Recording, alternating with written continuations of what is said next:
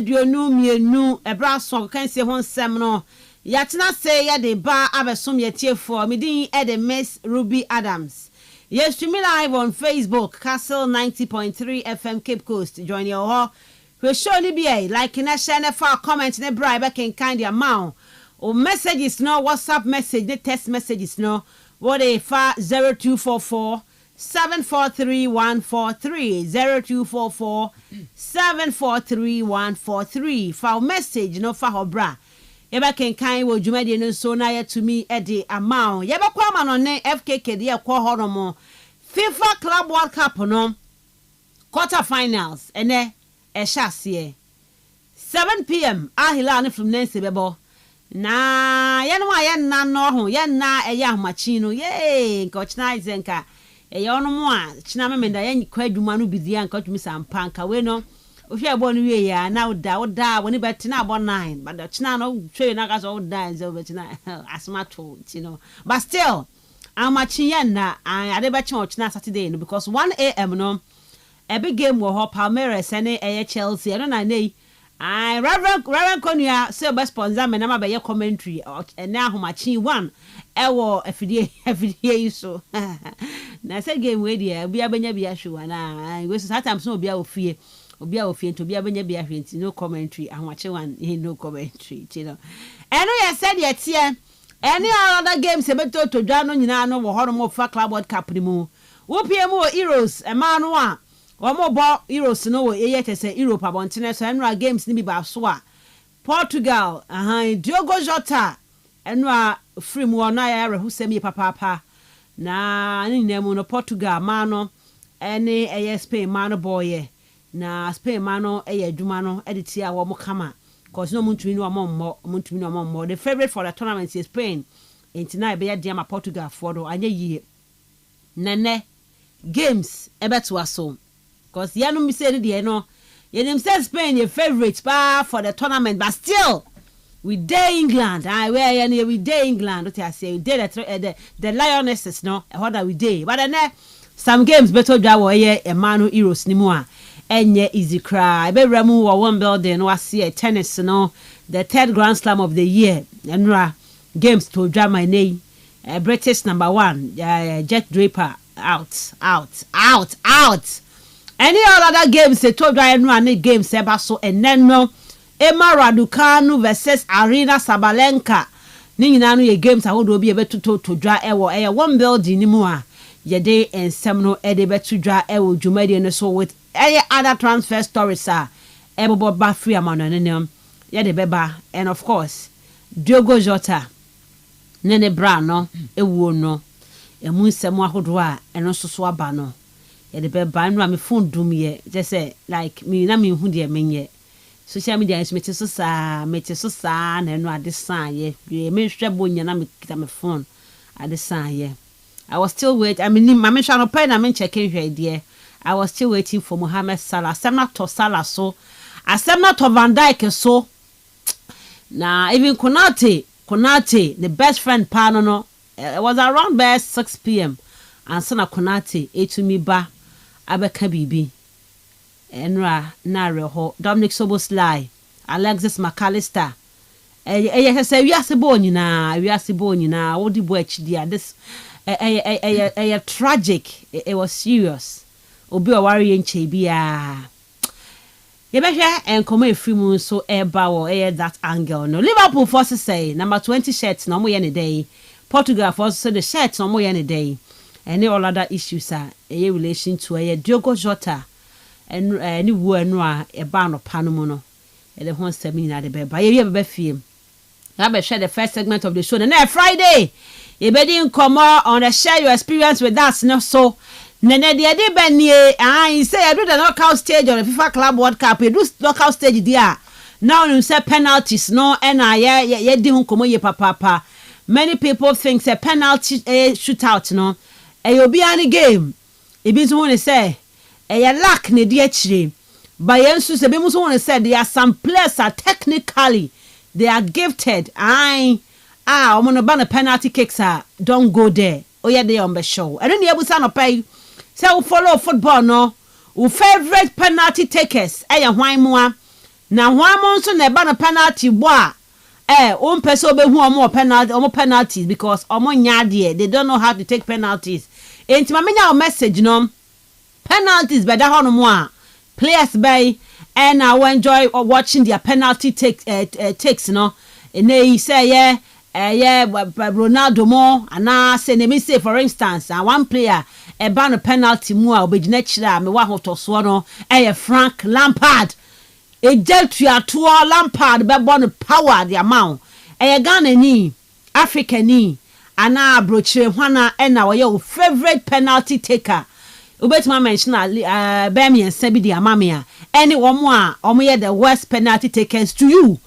Mamenya o message on 0244 743 143 0244 743 143. For message ne fa hobra.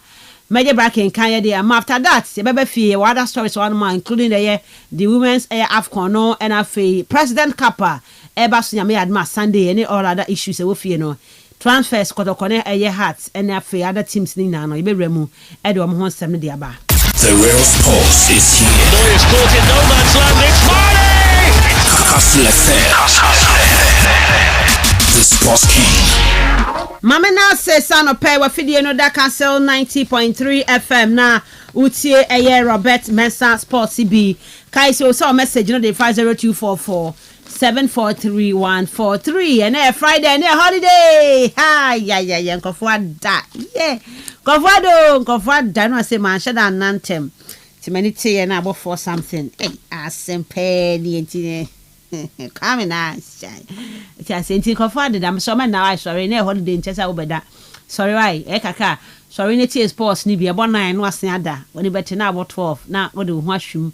Ewo beaches ni adea se regular hotel money adea ko pepe baby ahye nti sorry na yeni agro no why sorry yeni agro asan koma lonats lonats me kan cho say malaria tete we do ni lonats na betu ase de ama wo omode agibi ya no pe ho so wanu ma tuntumi ni di hu se symptoms na che say malaria kono manya wo test ne hwe ye na say malaria pa de a edru a wosa wogibi nom no lonats enkoda no mpanyifo nom FDA agia tumu a ebebo ye panaskata malaria no e de ama wo game park chop no ya gudi a disi kaba ni pabotom ofa phone na abo *946# *946# numbers 1 to 36 no yibako ne first piano na omoya draw na so number no neba out at the we lotto na we lottery game no on phone and we no obenya sika die nti usika wo beto we dey dan say usika wo dey to akire no ye bon homa was up to 30 times ti we dey 100 Ghana to akire up to 30 times so we dey 50 up to 30 times 200 up to 30 times sika wo mu pa nti ba mo dey na dey agro ni be *946# *946#. Choose one number from 1 to 36 no na epia kodro ni mu draw na live on TV nti wa hu sampa ade na wa hu se course Fidi Gadochi obi anchi TV nti on Facebook and on Instagram no game TV na ko X no so game pack GH they are going to be a man for a deeper over 18,000 winners and a winning more than 3.8 million cedis men with the time Jody SCA na they are going to be kai said to the first cyber clinic and so how the mouse say nei when ni ho ya de bia no fa koda am eyes no when ni a wo de hwa de no hawa ba ho hu ade ye ade wa kira wo hu ho ana wa ben wa wo hu upo asa uposaposo wani dodo ade bi yesi wani so wani no kosua na kasa ya wo ya wo de ne bi anya ni kosua na ho no na ye wo ya omodin afa ni hu ya de bia no fa kodan 31st herbal clinic come na beboa na wo matumi asa wo ya de wo mo man kasim school kasim opposite Ayefro junction no kwa simple so afosu krom wo mo ben the Presby church no na fa guna street wo mo bypass nkubem omodin afre 31st herbal clinic was 0559 99 9543 0559 99 9543 31st herbal clinic for say nyame ene yare safo no na mama sanso menkai ubiem se enei eyade a okokoto eye ofuwo no na fuo quality no wo form amount aka se wo to no ya mbu ne sanfa mawo customer no ana se nei anipa no attendant no bufu na ma wo no wo ya wo je say niam basa ho ai am pese me ka fanti word bi a eye me de pa ba makai o ti ase oni wonni ni ye wo ho o de ono kasa na wi a wo che no boy obetofu on so na so ho nche ho na ho akasa ni ade mpa che when treat you very well poor customer service one na make ya Omodia ye ho report ne fama the National Petroleum Authority. Omo ne bebo ye papa na omatie wasem edi ho dwuma de mount. Ni ma ya me boss ya kotofu quality no form price akasa wo ton amount no ye mu ne sanfa ma e na afen so no ya wa experience bad customer service reports fama National Petroleum Authority for number abefreni 0302 550-380 0302-550-380. Kaisa will up to 48 hours to report it. And who ensem so no. Na Samsung ka say high sense what the mouth say nay per quality product e na wasa ko TV ni refrigerator, gas cooker, washing machine, smartphones no ebuso high sense showrooms across the nation to kona kwaje wodie na o finfin mantem ho ka iso mo mankesim Blue Hills restaurant wan take ya hokọ na kwaje wodie omo ne mane papa entwanyam kanea no e na efen so ebo no de wa wonim dada elfo pa high sense yema no ne bo no wefo entije wodi asisi e na bibia nya kama emfa ma on fresh 0302 5500 0302 5500 high sense everyday prices for everyday people na yeba kwa ma no ne na fe ensema hodo a nei FKK aboabo no what to me enso aboachire na what to me e de amaye mamenya o message on 0244 743143 0244 743143 yebusa penalty shootout ene one na your favorite penalty taker na hwan is a penalty beda ho no mo a on person obehu so gina ho bo or the worst penalty taker wono wo hunu ewo eye asase so ever since I follow eye football no or worst penalty takers and your best penalty takers now send in your messages on 0244 743143 0244 743143 it's 34 minutes past 6 on Kastle 90.3 FM ye kwa manone FK Katina sia ensem no woboatri no watumi enso ede amaye I got my power, I got experience, I got do everything too much. And the old man who want to challenge me, hey, I'm okay here. This is my national flag. I'm proud of it. And I'm proud of Africa. Oh, you know man, I'm too bad, baby. Bad, baby. Power, I got experience, I got do everything too much. And the old man who want to challenge me, hey, I'm okay here. This is my national flag. I'm proud of it. And I'm proud of Africa. Oh, you know man, I'm too bad, baby. Bad, baby. Bad, baby. Pulse is here. Neuer's caught in no man's land. It's Marley! Kastlefm. The Sports King. The real Pulse is here. Neuer's caught in no man's land. It's Marley! Kastlefm. The Sports King. This is Diogo Jota. Lovely turn. Jota! The real Pulse is here. Neuer's caught in no man's land. It's Marley! Kastlefm.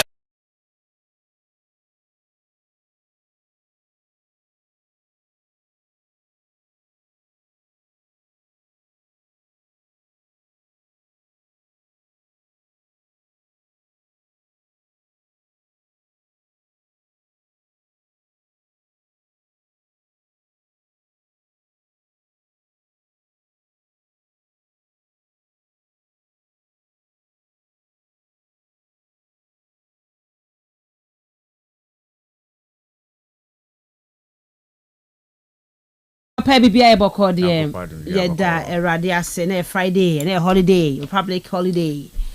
Yes. Yes, thank God it's Friday. Thank God it's Friday. Thank God it's holiday. It's holiday. Yeah. Yankwama no nimra, yankwamra. Me kwa amro ni na no pay ensem no ya sisi so enso etimi e de amount Kastle 101.3 FM live on Facebook. Kujani show na audio comment in ba ne akenkan enso etimi ede amount.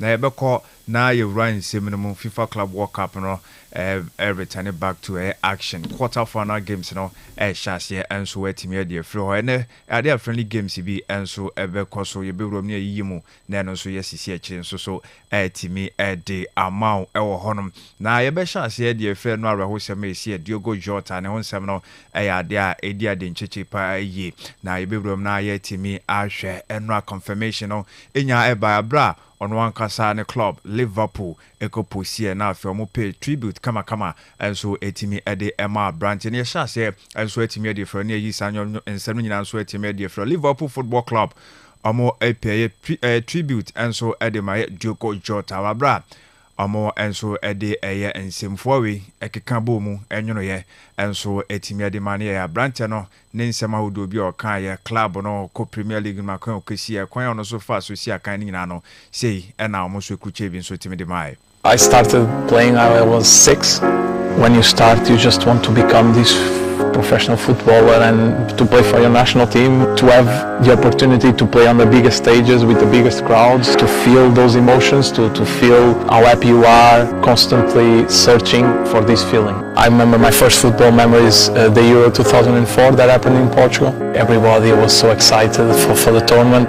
I just watched first time Cristiano Ronaldo starting in the national team. I always followed his career, and scoring goals always been my motivation. When I was a kid, I wanted to play in the Premier League. I didn't even imagine to win it. I just wanted to be there. I knew that it was the best league in the world. I fulfilled my dream when I played for Wolverhampton. But then when you achieve a dream, you unlock another phase, another level, another step. And when I came to Liverpool, I knew that was possible. Really exciting moment for me or my family. My job is to find a way to score goals, to provide assists. That's what they can expect from me, because now I'm one of them. Diogo Jota on his debut. From the moment I arrived, I always played a big part in the teams throughout the years with Klopp and with Arne. It's nice. Diogo Jota, who's got himself a yard of space, maybe another yard of space. Oh, he squeezed it in, and it's a fine individual effort. As a fan, and I was a fan myself, you want to see a player fighting for the club, for the badge that they both love. Back pass, Jota's away on the left. Jota! It's an unbelievable song that makes me proud. I think they know that with me they will have the minimum required to represent Liverpool. That's the feeling I look for when I play football. That's why you put all your lives and all your efforts to moments like that, moments where you can decide the game. It's what makes you keep going. To arrive at this season with the title that I've been chasing for a lot of years in the best league in the world, where I dreamt to play as a kid, and finally we did it. It's a moment that I will cherish forever. I always remember this city, this club. My 3 kids were born here. It changed my life completely. The way everybody supports me from the very first day. I'm really grateful to all of the people in the club and to all of the fans for making this happen. It is a remarkable achievement for a small guy that came from Gondomar, where I had this dream, and to ride this at moment, it was outstanding. The now as soon as so no so nyakonya bekwa kusi aka o premiership no nti sa move no buy no okopie mu Wolverhampton Wanderers na say ade ana na ne agiye pa na ho enyina na ne mamiensa no so kokko wo mo na say one ne family nyina mo ni age enso ewo ye UK man mu na wo hwe Laureus bi o boy ma Liverpool wi ni nyina no ade ana ehye nkran no se beginning no na eni ni team say chinchon ko wi ni bibi opeso kobo premiership nti onya asa konya ko Wolves no na so yire no na afi ono so perform na mu mekoba so movie call Liverpool na Dyson no kese na oji kru abako afi de na so Oliver Twist story no na so ask for more nti no story of Diogo Jota no ahwere ne nkwa 28 year old no ni nunu Andre ono ho ensem no enso na yetimi dia ma na so ade a FIFA president Gianni Infantino ono so we USA mamu honom omo ebo FIFA Club World Cup no so pay tribute ka say games na be sha se ne no ade a silent no omo so na say 1 minute silence no betimi api no omo so dey celebrate ya brante. Today is a very sad day for football. We are all deeply saddened for the loss of Diogo Jota and his brother Andre. I had the opportunity to meet Diogo at the World Cup in Qatar a couple of years ago. Fantastic person, a great son, husband, father as well. Tragic loss, and of course in the upcoming quarterfinals of the FIFA Club World Cup we will pay tribute with a minute of silence, but there are no words in these moments, and obviously from FIFA side, my side, the whole global football family, we give a big hug to the family of Diogo and Andre, and express our deepest condolences, wishing a lot of strength in this sad moment. Yes, Yentinano and Sama Gianni Infantino on the FIFA president. I him say mini silence almost will be to me observe, and so Eddie I remember a Diogo Jota, Naya Rahosam, Ene Sabranti, El Kokushiano FIFA a World Cup Nasi 2022 Qatar. Now Unsa Branti no a Dio Brazil, Pioneer Udin one dance kama kamantine, a Rahosam Nesia to a Branti and family on Niniano, a Adian Coupon and so on Chrome, which I know and Sama FIFA president and so me Eddie to Janenra, Ade Kopioma and supporters no and so to P in Womelenu, the former club Wolves sort of supporters no and so a Yomodi and any Osha and Shreni, they flowersy or Mudi Gugu wa dia also Eddie remember ya Branton Liverpool for so a nemum de Dicano UK a year empo one prime minister 1 PM Ora your friend a care stammer or Kasai and so etime F5 and the tragic moment no see no so etime expressing no. This is devastating news, and I'm sure I speak for everyone in saying our first thoughts are going to be with his family and his friends in particular. There are millions of Liverpool fans, but also football fans and non-fans who will also be shocked by this. I think Liverpool Football Club have just put a statement out as I understand it, but it is devastating, and it is really important that we bear in mind just how difficult a period this will be for his friends and for his family. Yes, Yentine Kastle Mano and PM Prime Minister for a UK man on so etime Eddie Science Seminals with me the buyer say Rahosempa and so ena IC and so one deputy Mame no so ebone chido maybe be a conkan man Angela Reina on also so etime Kasafa say Diego and his brother, and especially given he's recently married, he's got 3 very young children, and I think the whole world actually is really devastated and shocked by such a tragic end to, you know, someone who is well loved here in Liverpool, and I think the whole city is there to support his wife and children and his family. It's a tragedy, isn't it? Only 28 years old. It's heartbreaking. It is absolutely heartbreaking, and just shows how life events can change really quickly. And you know, I'm absolutely devastated for his wife and his children and his family. I can't imagine what they're going through at the moment. My son's 28, and it just, you know, it's really shocking. His life and his career only just started. You know, he's done an incredible job here at Liverpool Football Club, one of their greatest strikers, and you know, just getting married, having his young children, you know, looking forward to all the great things that he was going to do here and in his life. And it's just so heartbreaking and devastating for people who have, you know, woke up to the news this morning, and you know, it's hard. You know, I came here for local government conference, and then just to hear that sad news, and then I've been here and I've been over at Everton today, and just seeing the outpouring across the whole of the city is, you know, it's incredible. What our condolences, our thoughts today primarily are with Diego's family, his wife and his children.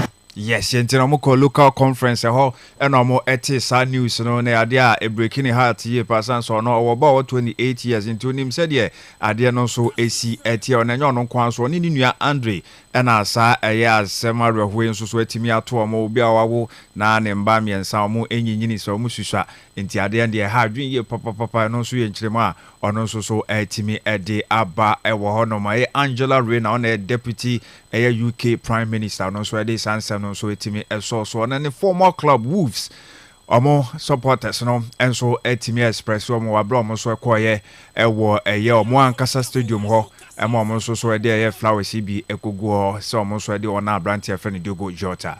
What can you say? He graced both teams. He was a tremendous servant for both teams, and the fans up here realise what we are. We miss him. We missed him the year he went. We missed him the year after. We still miss him. He pulled us up from being mid-table championship obscurity to on the brink of a European trophy, back-to-back hat-tricks in Europe. The way he took us to a semi-final in the FA Cup, like the first time I've ever been to Wembley as a Wolves fan, and he was a massive part of that.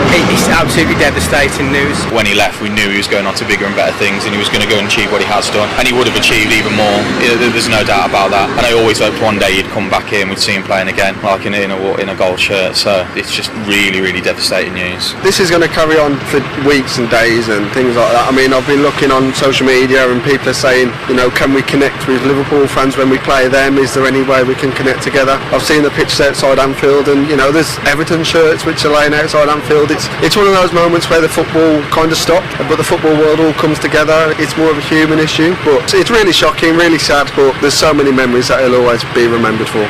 Yes, Wolves one supporters and Wolverhampton Wanderers supporters and almost so more heartfelt message, and so quite condolences and almost so team Edema Branton and say be much mu so mono and a mao mu empo Wembley omukoko here game a dikan ho esan so team boy ebo hat-trick ahodo mo qualify e FA Cup final no and so kokoko bobi and no nsema no so efiri mo and so team dia bana Liverpool fans and so no episa tribute no and so team Edema Branton copy mo Anfield no almost ready flowers ni bi su kokugo. Sad, very sad. Motion was a good player. We will miss him. Yeah, he just got married and the kids. Sad. Unbelievable. It's awful, absolutely awful. I mean, this morning when my phone was going off, what's all these messages, and then like thousands of us, we all found out what the sad news. It's just shocking. It's 28, not long got married, young man, wife and family. It's just awful, awful. Everything ahead of him at 28. It's just you can't take it all out. You can't take it in. It's just unbelievable. It was like he was one of us. He was like he was a scouser. You know what I mean? He was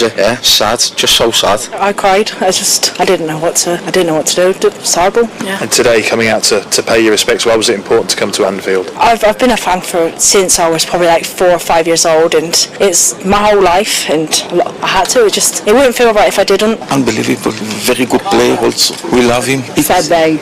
Diego is Liverpool. Yeah. Diego is Liverpool. Yes, no Liverpool supporters no so mo nsembia omoso ekoe so kotudwa enso no mo nyina no kire se ne omo evro ahuye pass branch no wafiri musa ekona be ha mo ye nti ho nsem no yemfansio na yenhwe ene games bia no so ebetimi abaso de atwa gu kopiem ewo eye euro eye games eba so ewo emba na from na enra resource bi enso etimi etodwa na kopiem dia na enya asem kito Italy for no enso etimi edim kunim eko monim kama bibia ekonkan omo echi Belgium etwomo e kanu baako Belgium for no entimi anti Caruso ene shesa go no enso etimi ede Emily na Spain for no chi Portugal etwomo e kanu num ema Portugal so entimi anchi mu baako kra ehono na se bibia ekuye enso etimi ede mo Esther Gonzalez Bobby Vicky Lopez ede bi epi so sanso na Alicia Ayeputela so ehye Esther Gonzalez ya ba be she fourth go no enso ede Emma Spain for na se enye asem keto kwa Christina Martin Preto enso so ehye fit go no ede mo Portugal for no entimi antiba kokra ne games ni bi baswa Denmark ebo 4 p.m. amone Sweden ebebo sanso ena Germany almost so ebo 7 p.m. almost so ene Poland mano enso ebetimi abowei games no so ebaso ekokopiem ewo Euros Women's Euros tournament no eno so sebsanet FIFA Club World Cup no ne senesi etie first game no Fluminense ebo 7 p.m. amone Al Hilal enso ena ebo ewo honom na Nyankopon ya adoma homachi de tie 1 a.m. eho ena Chelsea Palmeiras almost so any omo game no enso ebetimi abaso entiwe 2 games edi kan so ahase wono me dey sansem no enso etimi ade abro na ahead of that game no na Enzo Maresca coach Ede matches Boboko no yebusa no so said the nyoma esi etie de dikan kra no preparation say na esi etie ewo honom na yebusa no say Jota eniwo wo no yese ene wa branch e fe no Pedro Neto no aha ne yi papa sanse no eni chocho mucho inti branch no obetimi akwa akosi akan na It's very sad, probably more than sad, but we are also close to Pedro to support him in this moment. On Pedro, is the club giving him compassionate leave? believe? Do you think he's in the right frame of mind to play tomorrow? Because I didn't see him in training earlier. It's completely Pedro's decision. I had a chat this morning with Pedro. We support him. Any decision any decision he will take is the correct one, and we are going to support him in any case. So it doesn't matter if we'll be in the pitch or not tomorrow. We see how he is feeling tomorrow, but in any case we're gonna support him. Yes, intene de besi bia on be support Pedro Neto Sansa Brante no a hate ni ye papa nto no a na excuse no from no a training no mo ye se omo ema no kwan kakra no so intimi enkotena na intimi di na reho anti coach no eno mu nkyeremu na ono so atimi di abasa ya reho sem se Diogo Jota so atimi ahwere ne nkwa enso ewo ho na ebisa no se Estival one ne team na ekwakobo na Brante wo ye mu player dada so atiase Club World Cup ikwewe ya oba become na no say na mo hwe mo kwa kotwitwa na na say mo ye de na so mo prepare mo akwa akobom game sesi ade omu ni festival bia. When we prepare games, we used to prepare game thinking about the team, not the players that they are in the other side, and we have done exactly the same in this game. So we prepared the game against Palmeiras, no against Estevao. In this moment, is Palmeiras player is going to play against Chelsea tomorrow. So we don't care if in the future he will be with us when this competition is finished. The only thing we are focused is in to do our best to try to beat Palmeiras and not to beat Estevao. Just think about them as a team. Yes, intino mo dwe Palmeiras bubu kono as a team no mo kwa kobo no mo ahye mo enye Estivao asebia eno ensema watimi dia ba yobisan se we criticize competition kakra na yehunsa oni Benfica boy wie no mo qualify na nije enye nije ketwa ni say na o can fight competition no. Yeah, this competition is special for Palmeiras and also for us. Since we start, I said that we are happy to be here. We are grateful to be here. But at the same time, I said more things. And the reason why we were happy to win against Benfica is because we work every day, not just to have fun. We work every day to win games. So the reason why we were happy is because at the end we beat Benfica, and today we are here, and tomorrow we can play a nice game that hopefully we can continue and we can beat Palmeiras. Yes, yentene ne dia woni tirimo enyina ni se on be prepare ye no makwa win game no mo so etimi edi akwanim na hwa Palmeiras for no competition no ade e site omu ye pass so na Chelsea for no so omoni edge competition no kan se bi dia na so no etwamu ekọ okan no okan se na wo se okan na sesi ade no nche competition no ontimi embogu kura ntene Chelsea for prepare so mo kono makwa win no mo so etimi akọ omoni menzo Mares kan so ade sansem no enso etimi baye ewo honom na yenkwa na slot ono so akasa o say when the time is right we will celebrate Diogo Jota o so mbe kai ni goals ene nyoma hodo a moye omudindin enso ebeto nyoma o say for time being ne de ombe kai Abrante say no ye unique human being sanso eno mo so so bekoso a esu Abrante no wamra omo so Lucy no ensema ana slot Liverpool coach no enso etimi ede aba wo na nim say enye ono nkwa ene Abrante no free mo legendary Nigerian national team goalkeeper 1994 emra Nigeria edge AFCON no on ne dem enso etimi ede emomo Peter Rufai enra omo so etimi ede no nsem by say at the age of 61 ono so etimi efrim with a prolonged illness na so yare kakra eno enra ono so etimi eje mu ho no ma 60 years another 61 years no so etimi nya Peter Rufai no nsem no eno so ye etimi edi etwamu ewo ho na transfers ni bi na yemfa entwamu dia Chelsea for enya confirm Jamie Beno Gittins from Borussia Dortmund omo asani Abrante for 48.5 million pounds I know fixed fee 3.5 eno ebe add-ons eno so ebetimi ababeshemu ewo ho ntiene ade confirmed that Abrante no assign 7-year deal contract ono so ebewie 2032 eno de efiri ono enso so etimi ede eba ewo ho no na yenko yanim kakra na yento aso de ade tie.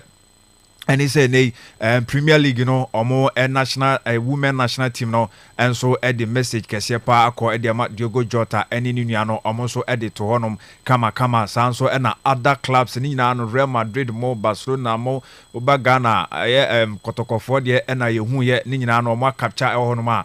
ɔmo nyinaa no nso so etimi edi on condolences enso ekɔ edi ma ye Diogo Jota eno nsɛm efro na after no ɛna ne car no ɔmo ayi aba Lamborghini no na wohwɛ sɛ de asi ayɛ na eja to mu na ɛhyeɛ sɛ de adeɛ no asi ayɛ dwere bɛɛ na aka ayɛ skeleton bi na da wɔn sɛ adeɛ no na ano den tie nei ɛno ɛyɛ de efiri mu enso so ba mpropoe ni bi enso etimi edi ba Portuguese women team no ɔmo ɛgye 5-0 no ɔmo nso so etimi ɛgye 1 minute silence enso so etimi ɛde remember ɛyɛ abranti ɛfɛ no Diogo Jota ni nyinaa ɛyɛ nsɛm awdo a ɛno nso so etimi ɛkɔ so ɛde rewura mu enso etimi ɛde ama wɔ na yɛnkɔ ɛyɛ transfers no so na yɛntimi ɛntoa so ɛmfɛmfra nsomani Fati Pogba ɛna Eric Dyer enra omumiensa nyina no Monaco for ekomo ebom so etimi eyi omodi kire supporters na omo etimi twetwe nkomo ekakra omo nyina no enso edi omo ni ginsem enso etimi edi aba ehonoma yedi biama wo dwumadie no so na yenko yenim so ekakra na gokopiom dia ade a enei Abranti efene Hurricanes so say ne omo ani abre ewo games omo so etime ba bebo no oso no omo ekọ akọhye tougher opponent ewo nei FIFA Club World Cup no games omo abo so far na emom no omo ewo sa gidie so omo aye ready for the battle no omo efili so omo so ebetimi akwani mu no makwa qualify at the expense of Paris Saint-Germain no ensema Hurricane enso so etimi eka ye e de efa omo so game omo so prepare omo akwa ewo FIFA Club World Cup no ase ewo ho na ewuro Tyson Fury or see a name or the data ba trilogy we about was one near Alexander Usyk and so etimi ede ebuani next year June and I said next year April and eba na almost say eba so ewo Wembley Stadium April 2026 and then also ebetimi aba so omo emfa day nankasa emba na mum no almost omo ye settle on April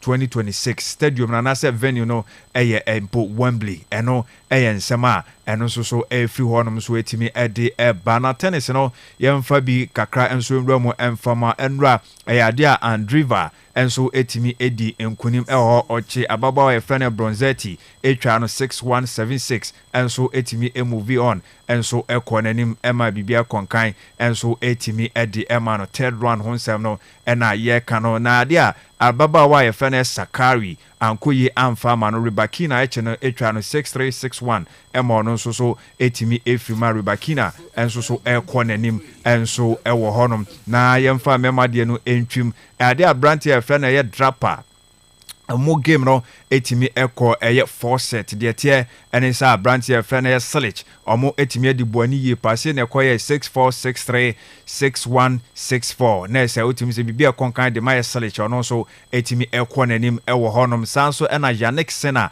616163 oye no fofofo eti branch e friend Vucic emo no so etimi eko nanim a Vucic eno so etimi efrimu ewo honom ema bibia so eko nkan enso etimi and then comes Novak Djokovic so etimi ekwo nanim emene nkunimdie kama no so etimi ediye jetie eno so wini 636260 fofofo eno chi abrantie friend Evans enso ewe na ene Novak Djokovic so etimi a progress ekwo nanim a we mu eye nsema hodo eno so tennis Wimbledon eno so ekoso no de nsakan no so no yesi ekire etimi ediamon Kastle 90.3 FM ejina so na yatie sifie na de aka no so etimi ato aso etimi ade ama.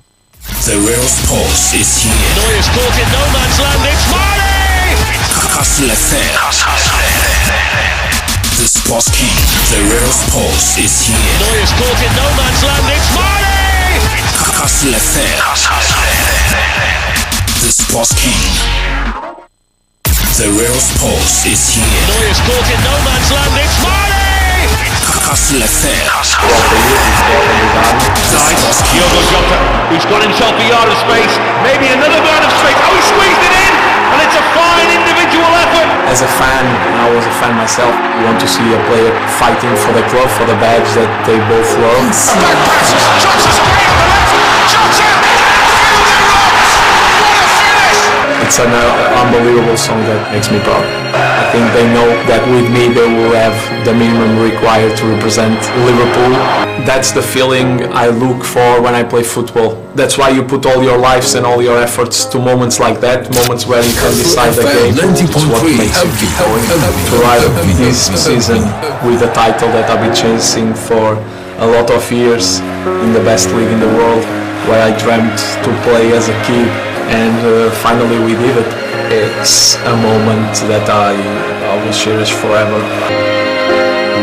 I always remember Kastle 90.3 FM so enye Robert Mensah Sports na yede Emma wono na yeba bedi nkomo yeba abedi nkomo ewa hase na yeah asem Kastle FM. And yeah, it seems still now Salah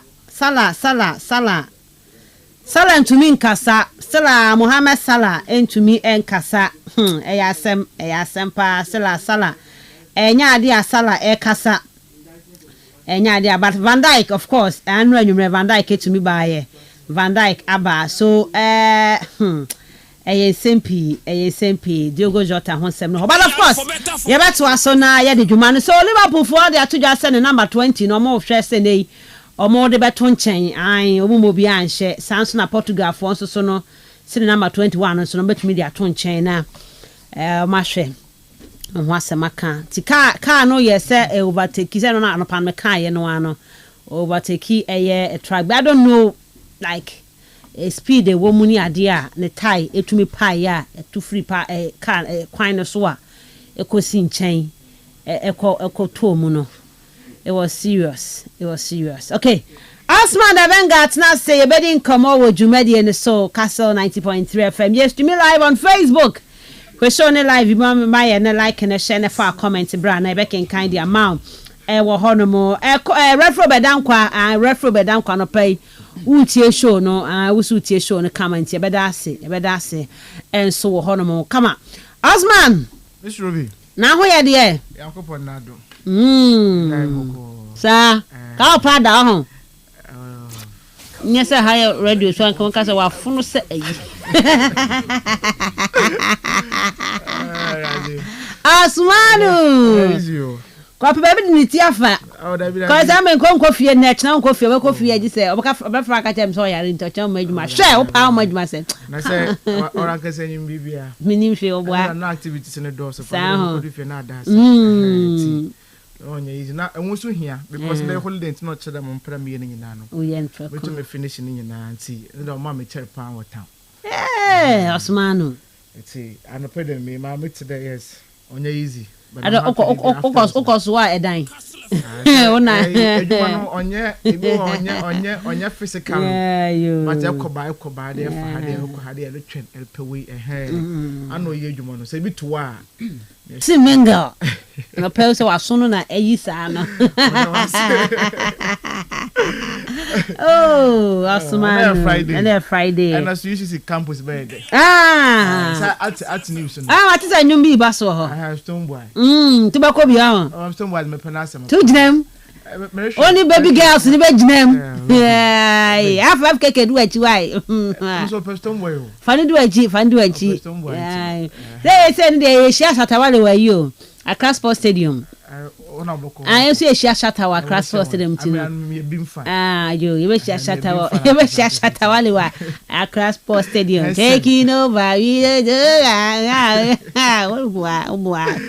Kill I don't know. Okay, all right. You better come over. You na tribute neighbor and on say me say mini X ne so mini X ne so me active on Facebook and Instagram no yeah. And you know mostly be any na marashi to either of this platform and you know as me see and I we are following and Liverpool for tweet about Facebook on e no omo che yas no mo dey out was around 9-10 there about and so 10 no mo dey buy and me who said VRL Saturday go mu na comment was here and I want me who be any Go Stars they also came there Facebook comes back comment was here we share one money idea.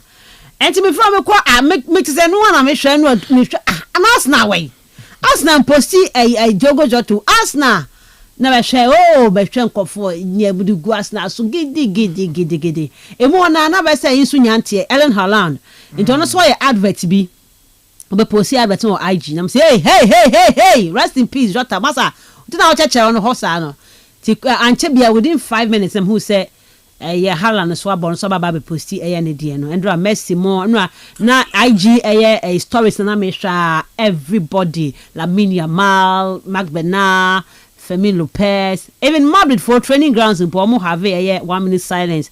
Chelsea so sa Bayern Munich so sa they all did same. Edema Womontino yes SMP arehosem no enra si because wa enwie ana Osman idiare ho na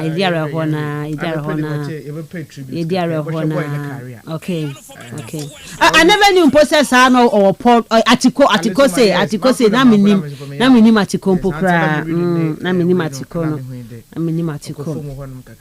all right enti ye bedi nkomo somebody can have to just say nay of course yen first segment no and Friday be share experience on penalty taking and he say fa club cup ne do knockout stage do asa na penalties ne ba now say best penalty ticket abegina cheni ebo e be say penalties no lack e be say obi ani game e be say practice there were people who are very good penalty takers e be so dey to me say a lack of confidence to say ba je obegina chi a monyo ni e be say na you follow football no best penalty takers ye hwan mo na hwan mo so mo ye West penalty takers name them maybe a phone line since what to later on afi won so about so na wa be che wa adwen dia fa ho be the real sports is here. Noyes caught in no man's land. It's Mane. Kastle FM. The Sports King. Mama new messages ni be from I have a lot here now me yen sha se wo that angle no I say good morning my favorite listener and please okay where okay when ya pacho am so when ya ntino okay mama call manim na me hwe okay I say rest in peace Jota, may God place your soul in a good place. Oh amen I say good morning. Mine is the only player who hasn't missed not even once in the world. Osman, my best penalty taker is Jordan Ayew. One for Odian Kahon. Made I say, of course, Jordan in penalty ball on him ball. Good morning, Miss Rubin. When my mom died, someone told me life is what happens when you are busy making plans. And I say, we can only pray for strength for Jota's family. Portugal should bring the funeral to Ashantis to organize for them. We don't want a year basebia. Anyway, penalty there. Enwane Bruno Fernandes Perez at the funeral de buy. Mama Shem. I say good morning, madam. My best penalty taker is Sergio Ramos of Real Madrid. And my worst penalty is John Mensah, Black Stars. And that's from Bonkus. No, the way the Abba. Mama come and him can say good penalty kicks. Okay. 1, Jordan Ayew. 2, Mbappe. And 3, near Bruno. Bad FKK. Bad penalty takers. Number 1. Was it Vinicius Junior? Number 2, yeah. They die you. Okay. Gospel na di way di aba. Vinicius Junior sa on tanya di on. Nten hu sa di. Okay. My name is Banky from UCC Abamama. Please. My best is CR7 and the West is Alvaro Onapo Morata. All right, me that say. Good morning. I'm Despite inside Ghana National, and my favorite penalty taker is Jordan Ayew, Messi and Ronaldo and Mbappe. Greetings to all national students. Okay, yeah, that's say. Son of Pay, Wutie, Jumedi, and Honomo. Chris Brown is my name. Eden Hazard is my best penalty taker. Okay. My favorite penalty takers are the senior player Cristiano Ronaldo and Osahini Lionel Messi and Jude Bellingham. And my worst penalty takers are Luka Modric. Hey, sir. Fede Valverde. Fede ball back who fact FKK. Na nidi shemu yo. And afe Asamoah baby jet. The jet Jan. Is a boy critical inside Abuenu and now the way Eddie Abawaha. Good morning, Miss Ruby. Anthony Bafo's bad penalty kick caused Ghana to lose the 1992 African Cup of Nations, followed by Samuel Jan, whose bad penalty against Uruguay made all Africans and Ghanaians sleep early. We also had a chance to revenge a penalty against Uruguay, but the day you also killed the soul of the nation by scrambling that chance. Uncle Paul, the way they are, but the best penalty kicks kicking team in Ghana is Accra House of Oak. When they use penalty kicks to win their maiden CAF Champions League Cup in Kumasi against Uncle Paul. Yes, players and team, yeah, and team winning penalty ball. Good morning, Miss Ruby and her team. I would like to know what has become of Stephen Aholu of House of Lions fame. I will be happy to hear about it. Okay.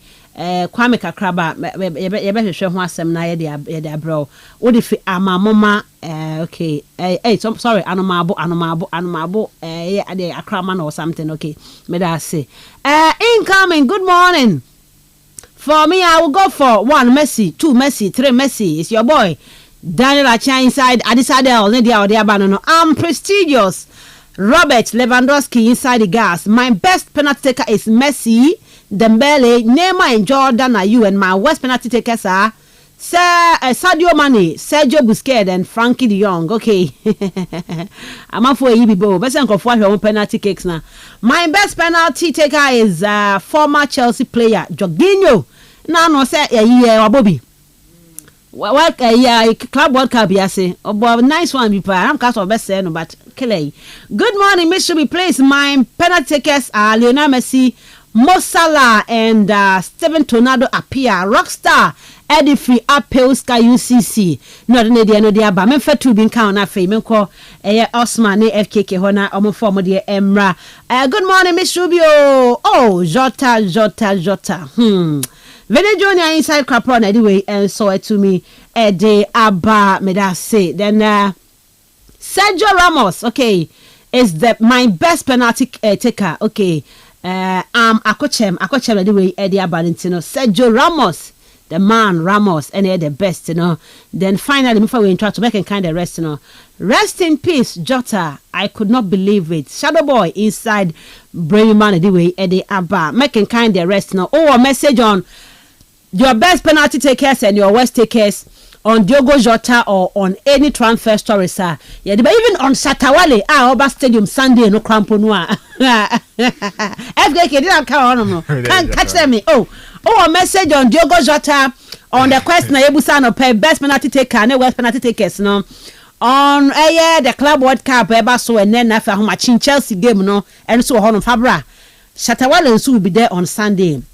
But no, the Ochina Yaba Memendano and the Ochina Yaba, but the one I bought Tawale Numunqua and I FKK won't see us money. What are they? A time about the one I bought Tawale Numunqua. Die by now. Okay,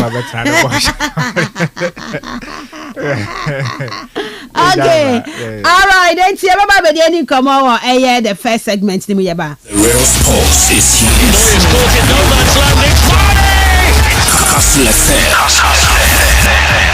The Sports King. Osman. Yeah, Miss Ruby. Danny boy. Uncle anyway. Mama that's an pay na and then up my mixia I rent our from Ima. Yes, Ima UCC Central Administration. Kastle FM. First person in Zagreb, you go up a board on your Jabon almost all the sports platforms in Yanano or tape, but I know Pabia or sorry, Kastle FM this on phone Zagreb. Into Mami Chow on year +1 and a special one to Auntie Josephine. Also, Yakopo no show what na peace one a poe was Michel. Obi Biara and a pay holiday special edition waji bro it's no. Ruby when you like on par because Obi Swan up to them breeding. Now was in the radio to Kastle FM man or there. Was sacrifice and ender and I'll probably enjoy your program no because you papa na yasha wade as a one it's the other one I say. That will be our career hona almost show we are number 1 in Cape Coast in the region and beyond. We are still streaming live on Facebook. Into no to Marco Honum. Now Quaco show nibi. The room of Facebook. Our search box no but Kastle 90.3 Cape Coast. Kastle so start with K. Boshim. That was we have feel like a page no. Na share na wunye show baby no so nye being share. Na mo comment no so mbra. Na yama show no onye number 1 or condemn by a pede. Bibi aron konka no. Ruby penalties is or a part of the game. And so onye de agenda na bi mu aya wonyo jonda wo ya nka club biaze nka obobola nko be hia de penalties ba no nyo bagire obobo na wa hye certain place be hono manka penalties zi me sure that so boto hono na sere bo na ahya oye good oyi some sort of oye pressure busy fit teams no wonder especially bo na ebo no sentu menhye goal ana penalty no for sitting so doors because ya bobo na say you could knock out stages one of them and Eric na penalties no bo me to me separate the winners and the losers no see all my penalties are very important see okobanda na then oye sport another part of the game you would need nkofo ebeka da wo ye expect wotum oban execution wotum wo ye na wo mo oye da ma needed results no it's in terms of one I make there another I choose one as my best penalty takers no it may not necessarily be based on the numbers and a number of goals wotum na wa share with the penalties no even though for me oye important because we conversion rate no I don't know about your efficiency say ko penalty che bo esha o me hu danyi mu bo but techniques no and how abi mo so dem what the science in park and wo bo osi wo bo penalties no then you know will go into the kind of players I'm select one as my best penalty takers no now Ruby in the history of game you a lot of the penalty takers for me bi mo wa ya bi mo so one shadara one yazo hono but in pempania say kada yere share personally for me since start of the 2000s I did see the Marbury way one of the players I'm very sure the yam ye bonizi no ben penalty ye bonizi as associator or Cristiano Ronaldo say hwe kwana Ronaldo o si offer up but ne penalty no and the conversion rate na Rubio has a very high honum especially when technique now o si bono Ronaldo is not known for that pananka style of penalties no but obanda ball no onya precision onko wide and also there onko finfin ehwe ne power otumoze bone penalties na oyaza ne mbozimbo no osonwa it is not a fluke then kwofo kada say Ronaldo nizi no ya wo yi arnifuo na wo di pia ba be show da penalty because penalty no onyembo and na to was an opportunity will be obehye in as much as otumo miss bi ohono no but the conversion rate no current as you compare one hour bobo ni nyina na obi anya o compare Cristiano Ronaldo so for me he's my first best penalty taker any day any moment any pressure bi aba match moment be do be kwajo no penalty nje kapa I would mention Cristiano Ronaldo so for me he's there then I rent our friend Lionel Messi now so is also one of those good penalty takers no yes and on normal varieties for honum conversion rate no sir secondly so say ebehwe economy for obone penalties na Messi can go in for a chip and the chip na eboa oyes in a pad be kala goalkeeper e receive a penalty so ball na nkwa boba and now nkwa goal post no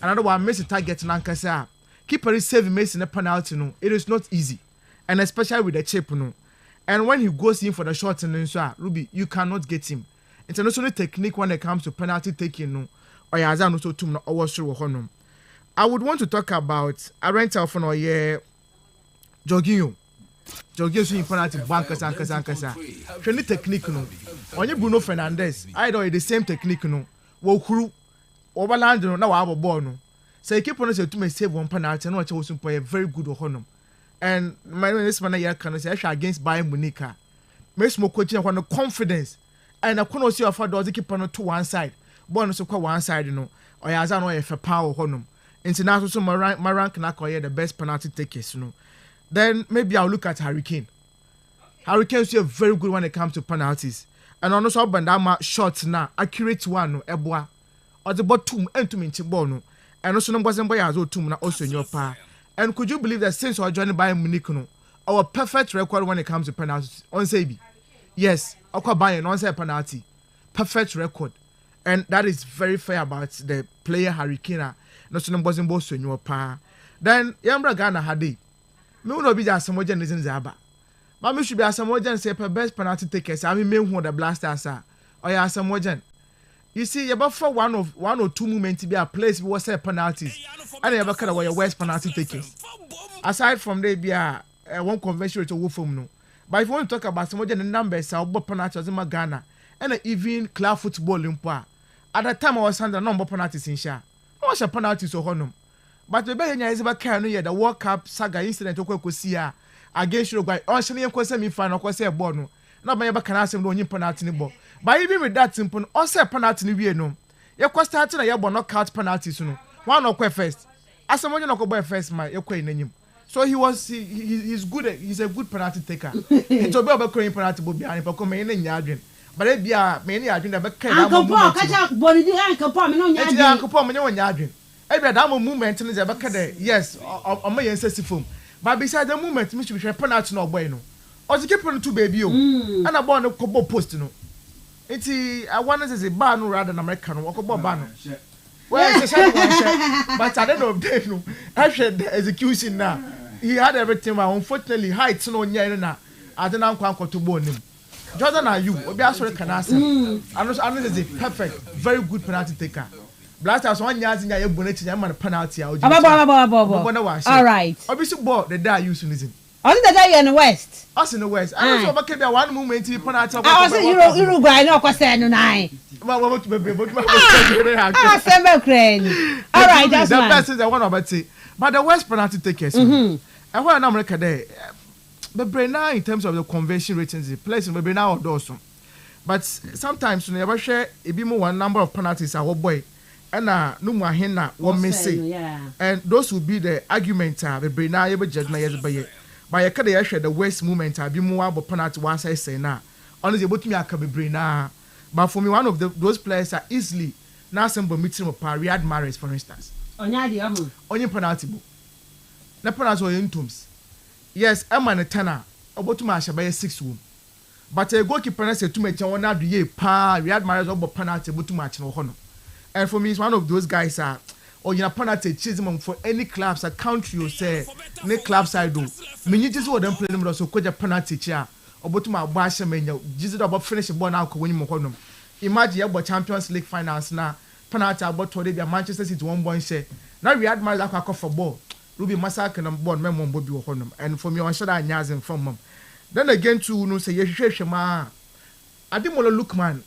So far the career 6 penalties now but watching him 4 and I miss I think 2 or so. But 2 no missing or man kofu be bring na eyebrow bond especially the last Champions League aye boy. So back on your jumper gas spray. Fight no ko see no. Nti minya topic na me hwe ma ko. In fact, I can people also brand him there. He's one of those players that about penalties and 1 year or honor. But I disagree. Even though the movement, you know, as the back that Brent, you know, one shot that one bonum was no honor. However, when it comes to penalties, he's not an expert when it comes to penalties. In Tinusumpono, they consider the best ones, you know. But in terms of one I back there, while most penalties are what I say, you know, Ruby say history, we have a lot of them. And for me, say extra rent out for yes, Antoine Griezmann for instance. Why was 16 penalties? Why missing number 6 or honor? No so by the rate now. Conversion is and you sir. Okay. You get a lot of them. But I feel there. But Brenda and shut down 1 year or Roberto Baggio or a striker. And such a play, they mess no career in about 20 penalties or missing number 7 now. Extra conversion rate now not on to now on shana. Almost about 65% conversion rate. But then more missing on 35. He's a striker. And to be a striker, you expect it up and penalties there. You should be an expert when it comes to penalties. But now no simple numbers in your over form. Jermaine Defoe, for instance, 24 penalties, number 8. And Otum no Messi or Honum. Andre Pelu, he's a midfielder. But up on penalties are 24. Or missing number 8 or Honum. In top of the conversion rate now, a backer over form. But mostly, yes, a movement to be a na ye hia dey e ba penalty na yakọ enenyim no bi ko je chino so ogbo so say na e de back Roberto Baggio for instance 1990 World Cup John Mensah yeah bo penalties now crucially as much as say the main one no wa second one akwa share captain of the team e kagina chira do say wusisu na ball na agbo to be no direction nothing na akwa say ball. It will be for me the West Point case in the world also. Okay. But in Pempe, I'm coming to Riyad Mahrez any time he be. But to my bonus order for me when you penalty in the ball. All right. And he's one player more bonus and he's my West penalty taker. Meda say Osman the Venga and I attend can my menu messages need be fan for na for me FKK ho. Na yen to aso ewa ha. Or say hi boss. Good boss mom. Good morning. I'm Real Judas from Third Ridge. Married update. Okay. May I say, Abedi and Komawa transfers Nimu Eddie amount. Good morning, Miss Ruby. For me, is Ronaldo per the number of penalties scored by the West is Asamoah and Odinediano Ede Abba. Now, hi, Miss Ruby. CR7 is my best, okay, and West is John Mensah. John Mensah, coming from Savoy, my condolences to Diogo Jota's family, and may his soul rest in peace. My best penalty taker is Messi, Yaya Toure, and CR7. Okay, may I say. Then my best penalty taker is Asamoah Kobe Dimples, and anyway, and so they Abba Ewaha na me for to be kind of FKK. Good morning, Miss Ruby. My best penalty taker is João Pedro and CR7, and my West is Asamoah Segaf, and anyway, and so Eddie Abba Waha. Now, good morning, Miss Ruby. When you are talking about penalty, then it is Lorenzo Insigne. This is the player Jorginho learns from him. Also, Sergio Ramos is good penalty taker. And my West taker is Bernardo Silva. And that Ghanaian defender who scored the penalty in the World Cup, John Mensah, Wasemna, Wakwakofa, Eddie Abano. All right, Mary did the rest, the amount. To bet me also the Abba on 0244 743 143. 0244 743 143. FKK. Yeah. Fakakra say omo do so pii ntu benya ben 100 account. Yes, that's I think say Osman Bobo do na so. But me call it this angle. I think say on any day, this conversation I will make Cristiano Ronaldo the Messi free. Why? Because was coming. Yes. Without them, more free because per the number of goals from Washe and clubs no more a boy and especially the Ronaldo with Madrid, Messi with Barca. So more team no more penalty bia better wa bia no mo nko compare ho. O mo anebebo Ronaldo wo national team no hwan e na abeko. So kwaji boy free himself. Se Messi e Argentina over that kwaji to mo dey automatically I think say for me you or more Eddie or more free me medium no but say me choose on any day me call with Frank Lampard a coin of fast football no technique no bibia power and I'll make sure say be fat na fam a ball cry be sa akohye me be che say e be de obekọ ball na ankasa de obekọ akohye atenenum and me po bia or boy any penalties anti Frank Lampard on any day in numbers no ekere with Chelsea ye hui anytime bi obekọ akogina set piece hu bia ye penalty no sa 12 yards no kogina hono ma obebo ni de no so etime de ahenti Lampard will be there. Steven Gerrard at least yes 85% of any penalty or boy nyina no when carry no you give it to nyina no ya de onya no right into Steven Gerrard o hwe no kakra wow betiase Mekaipa ye 205 that Champions League omone AC Milan de no I mean o make sure say obetimi a make side difference no etimi ade am dead ball situation I think say Steven G is up there no so medino ebekwa akohye mo ho then me comment nam de Sergio Ramos obviously etimi de aka ho on any day Panenka onopa na obviously na bi mo ahye e de akode but ono no ye consistent on say on de no ntanya no onye no once because ono kra kwa en Benzema ba be shebi it was against Man City e wo ye Etihad o shebi and against Chelsea. Was it against Chelsea? Yes. But so they are not to obi are no any consistent. Anytime bia or person be gina so obo penalty or be born Panenka na Sergio Ramos. The person make say ocean more than one. By so many occasions no born Panenka it means no so confident no say technically gifted with that no practicing so and na wo hu aya na de bia no tie nti Ramos after Cristiano Ronaldo move on 2018 of Real Madrid no Sergio Ramos make sure say Madrid nya penalty bia obebo even with the Spaniard national team no so no okwa yes na ono na ebo hye onum ti no Benzema honum penalty be bia no na Ramos akofa no pako bo Benzema so mo kwani pitch captain so no mom there na Benzema so nimbo so onye so onimbo but sa captain since sa ya respect no now command on man no so etimi dia man but Michael Ballack ebikan Michel Ballack so kind na or German Leverkusen German national team oba Chelsea yes onim penalty bo onim penalty bo into ono so me de bema no Thierry Henry mu nyina no na omo time mix penalties yes omo nyina conversion rate no na e was ye pa anti Thierry Henry ono so ho da boy ba kwa say dudu na no e bia amafo be hu enye ni suban ho asem ne ka fa no to nchen Mario Balotelli Bewa omo a technically omo ye gifted with that no omo sa practice oba be gina ho a obo ma ne ye fe ma ho player bi was it Barca player bi ebusa and say penalty be da ho no mo a Mario Balotelli on any day Balotelli no Mario oni mbododo ba se ni suban na say na e kata sa eye ni quality no so but when Mbopa Alessandro Del Piero mu nyina no ade omo ye very good on a penalty shoot anti names ni de be kwa yes and omo nya de no say e san say dudu na omo nya de no omo nta nye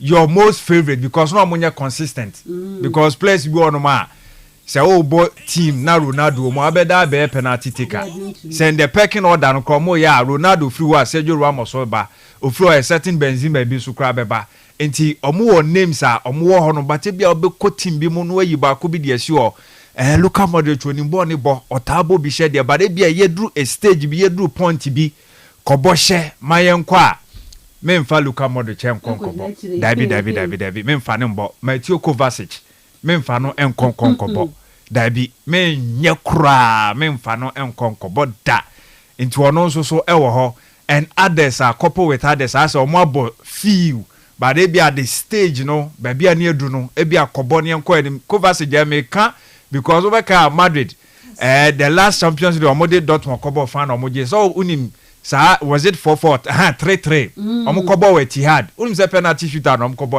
Kovacic Luka Modric akwa se ne de Brana mo beto aso nko Bernardo Silva be se no so akwa se so ahu enti me fa no empinche ho kra and others one more do feel but omo ta se no but bia oba Ghana Godwin are bloody on any day Godwin are bloody on any day say so be any Go Stars hono or assistant coach at be any Go Stars yeah Godwin are bloody edu baby kotoko na ekona edin dia momo omo ntimi nhye go is a penalty bi bana akoya ba 20 in a season or share ba yes or share double figures of a penalty goals are no fighting for top scoring boot no and yet just a single season ni seasons about 5-6 seasons or so which match more than about so many seasons are now you follow na ni edi Ghana Premier League nechi no penalty bia beto wa mekai season be by I think say we mix some few games be and commentators in the draw am say abroad ni hey there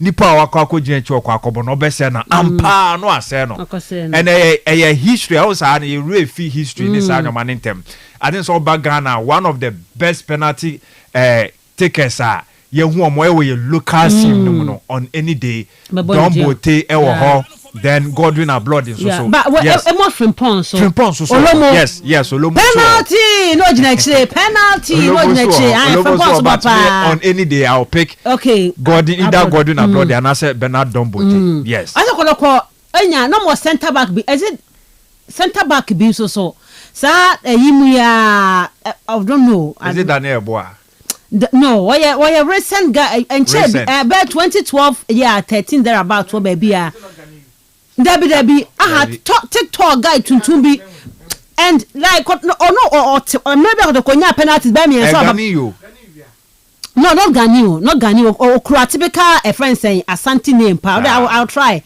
now to stand in him and I could force penalties me and Saba by Arano not come on aqua down so center back I'll try and find tum TV I'll try and find out and you know maybe a phone lines net here phone so moving almost so day almost so add the my drink chair at me at the bar on penalty shootout on common you know be say lack be say nya lack at the end there I will get practice a bit my ball so deep watch you know Ghana ha man on name baby and why no who say ban penalties ba onimbo pa na why so penalties but ena enya come because onimbo and on no pay first segment no ye di nkomo kakra we a beba Diogo Jota wo no so and afei other transfer stories no nya ba be ka ho asem 0244 408046 0244 408046 and 0244 408-354. Hello, good morning.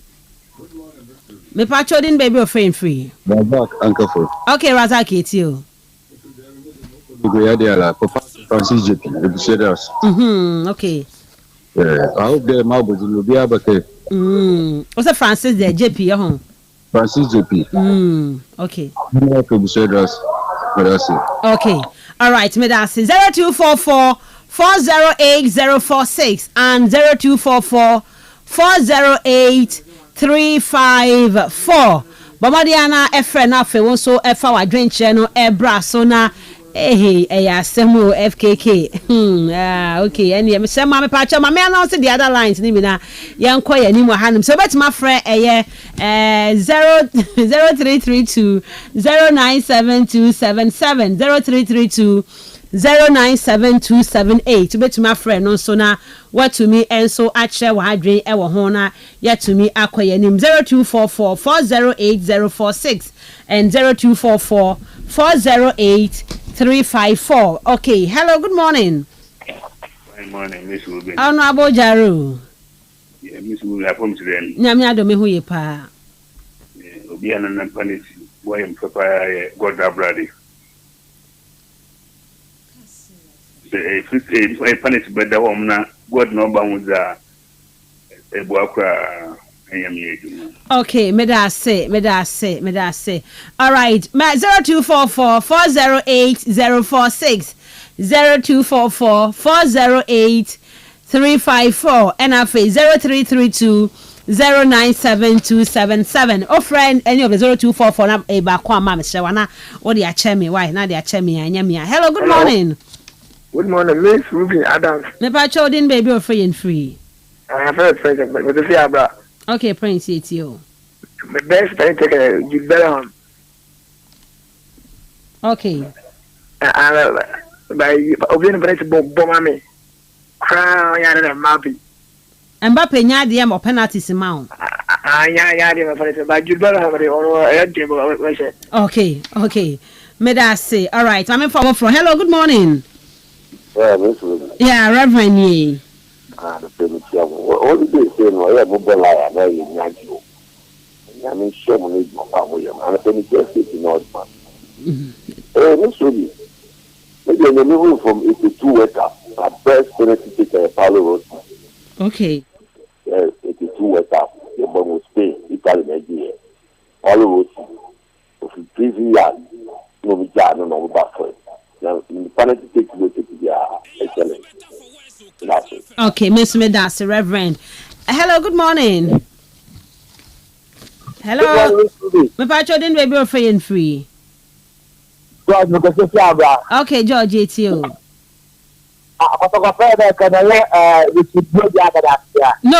Agadas, not Agadas. Kwabna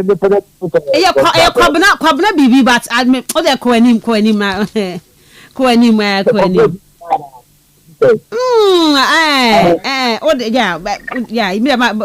it's you. Yeah, it's you. Okay. Okay.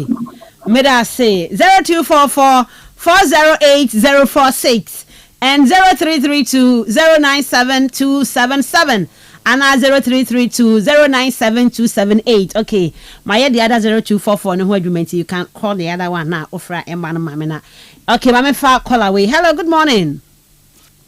Yeah, good morning. Me pacho, agenda boy ni. Hello, good morning.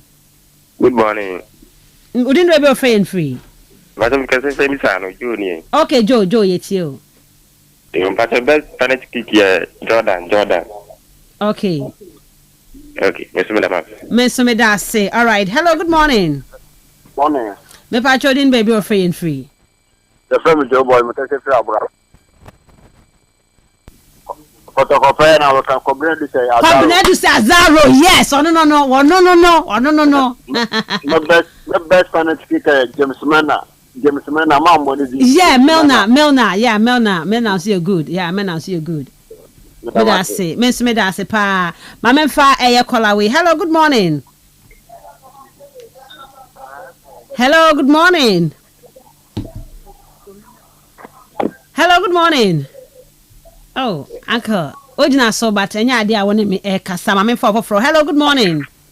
Good morning, Mr. Ruby. Me pa chodin baby o free and free. Yo, vacancy am on you krom. Pa cho yeti o. Yo, hazard in supernature yade. Eden Hazard, okay. Yo, hazard in so yade. No me best here Ramos. Sergio Ramos. Defenders are not but the penalty here. No, yade. All right. Bye-bye. Me da say and a holiday. Hello, good morning. Good morning, Miss Ruby. Me pa chodin baby o free and free. God na brother need no God na brother. No chibo me for pata. That's mediama, middle lake. Other man don't come. It's for pata so mean for GDP. But you penalty take a pop. Okay. All right. Me da se pa, me da se. Ma me for. Hello, good morning. Morning, madam. Madam Pacho. Media meka panel teacher mokano. Masa sanikoro. Joe Hendricks. Ayo no na mokano. Aha, kwabna du say me hu kwabna du say. Okay, me said Joe Hendricks na moka. Okay, mate. Okay. All right. Me da say. Nyami show sanopa with your show no pa. Hello, good morning. Good morning, Miss Ruby. Me patcho din baby free and free. Okay, good job because if you okay, patcho it you. But you also the best penalty take we said Atenga. Na offer na Mama Kati. Vincent Atenga. Okay. All right. Atenga so okay. So okay Atenga. So Atenga in penalty bopa. Atenga in bo. The man himself. Viviani Go Stars Atenga has a folk Atenga. Wafu Atenga. All right, enti na mefa be 2-3 calls be the account na fe. Ye dey see what the first segment because ye won come papa padi wo amonone na fe because Chelsea will game ahomachin Chelsea game no for results mra. Mfa Chelsea results mra because me no kra results ni so see. Hello, good morning. Me pa chodi ni baby free and free. But the type in the good me pa cheti bro. But Francis JP. That's a major man for Kastle Stadium. Miss really next year don't go parka. JP. But now better the born man now. Just born out the nation. I'm not done club. Francis JP. On your planet papa. Okay. Them black man. Francis JP parka. On your planet papa. All right, okay. Me da say. Hello, good morning. Hello, good morning. Me ba chodin baby free and free. So for me not because of your cafe. Okay, no okay too. But I mean best penalty tika. But be my dear good daughter. Sa hu. But sa. Okay, you okay. All right. Me da say na Osman so na. Osman so obi ka sam so na o ja ho so. Wo silia. Na say ayo dey ma me fa ensi on man. All right. Me fa be 2 bi na me dey say hello, good morning. Good morning, sir. Boboski. La your friend yeah, fena my sorry. Yeah. Miss Ruby, you go to do one na wo panel no ye fe ba okondi ago be show. E bi to the Steven Gerrard, Frank Lampard. Wo panel no nya akono. Ba federation point to mention them go no panel no mu banka sa. Na e ka the asamwejan wa say panel tinti onim panel but that be na say Chelsea na ne Manchester one Panama Champions League second Ronaldo say panic. So your rank here na ka ho. Asamoje nim panic bank sankasa. Na boy ya do kra. Owo panic do support. Okay. Me da say hello, good morning. Morning, Mr. Me ba chodin baby free and free. All right, it's no pay. But I'm going to see it. Pacho say. The fee bani. O say o be my fee bani. Hey, killer, penalty ra. Hey, I local blasters penalty taker. They decide the koje cap on the bell chrome. Hello, good morning. Come on, me pacho din baby free and free. Yo, excuse me first. Okay, pacho it's no pay. media na call 92 Anthony Abuna. Okay. Ma Gambia we are real. Born and I'm for Inspire. Not also me, no, Gabriel, Argentina. Okay. One captain, no. Yeah, media. Also me and I have a boy, nationals. Okay, me da se me fa last call and pancho me di fa we na atwa to. Na yes yeah na yankɔ because you were jota ho asɛm kakra kan you transfers na Africa Club World Cup. So hello, good morning. Me pancho di George ni. This video. Aha, George it you. This video. Surprise na ya go point up for you. Every time because of the community kafra na me yeah ona di kan yampa aha wana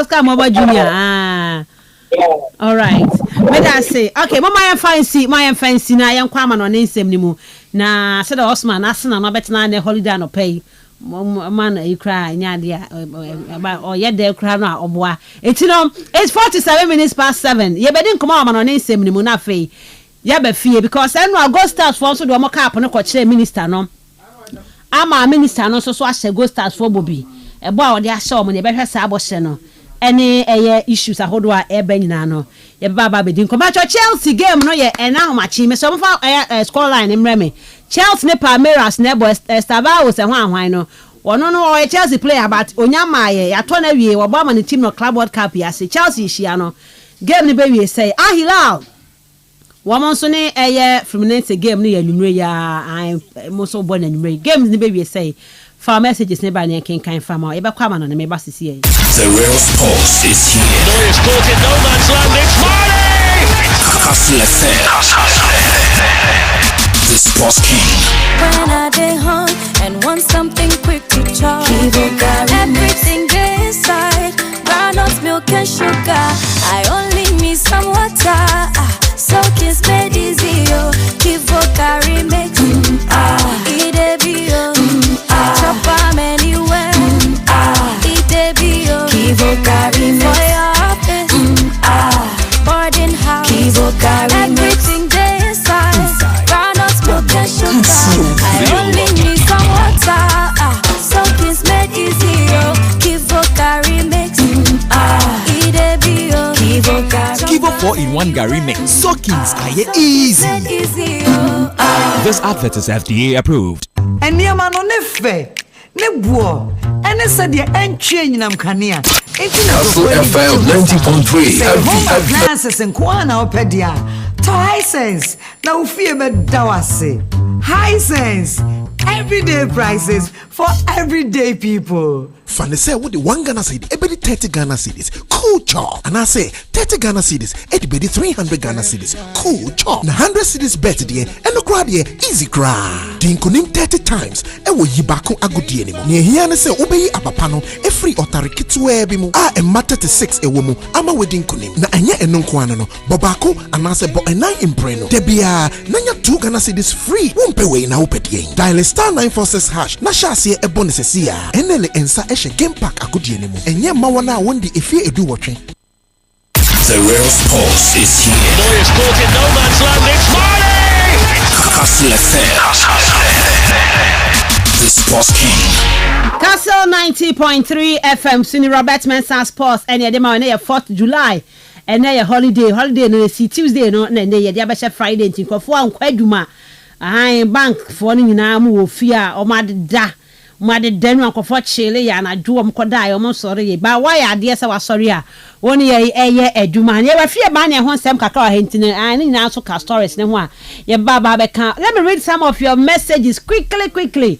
Now Osman Mayeni Amanone Semdimu Komo. Good morning Empress. My best penalty taker is our own captain Jordan Ayew, followed by Hurricane, and lastly Alexander Isaac. Okay, or the Isaac and so be can who be what conversation. Game boy Eddie Free BB Estate and I don't know and so Eddie Abba please Diogo Jota's brother, is he also a footballer? Yes, of course, on Super Bowl. I rest in peace to them. So sad. NS the Friboncos. No, the Abba Ewaha. Now, good morning, sis. How are you? Good penalty taker is Asamoah Gyan. He will tear your heart too. But what happened to him? Why? Wait. Okay, why no a Jotan? Okay. Oh, what happened to him? Why did he die? So sad. Presla inside Elmina and anyway, also Eddie Abba Ewaha. I did not okay. I was this. I was one. Making can be an FK. Did not Osman. Also, Hassan. Yeah. Good morning. I say. Yes, listen. Do we? Good morning. Also, I'm Miss Pastor. Yes, sir. Oh, yes, sir. Now, Hamepa. Okay. I say good morning, kastlefm. I'm KK from Takrade. My best penalty taker is Bruno Fernandes. And my worst penalty taker is Harry Maguire. Okay. And then also, please update on transfer stories from my darling club, Manchester United. Okay. Bye-bye, Man United for camp now. If you want to bar. Messi, Neymar, Jorginho, Wefree, Aye, Kojo, Bentum, UCC Primary School, all the way. And so they are on the penalty takers. No. My penalty taker is Messi. Okay. One for Udin and Fankaho. Miss Adams, please update me on Bereche Eze to Arsenal and Calafiori is my name. More inside Arsenal. Many flowers and Obeyana would be able to one. Incoming, just a quick update that next season, me who I am Musa one other message we buy. Next season will be Nico versus Arnold and Yama versus Frank Garcia. What shall it profit a man to meet Barca next season? Income, talk about Ronaldo. He has also played the most penalty in history, scored most and scored most. Haba. Okay. Tear penalty from Ronaldo's goals and the die you go get goals pass him. Now me Amala say vibes. No, say update on Barca and Denzel Dumfries. Okay.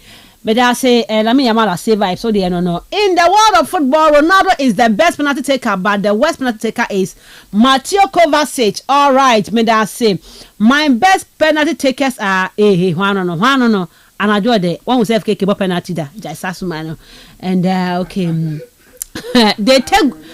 I say they take good penalty. They take good penalties doing football analysis. I say wait, and I do that.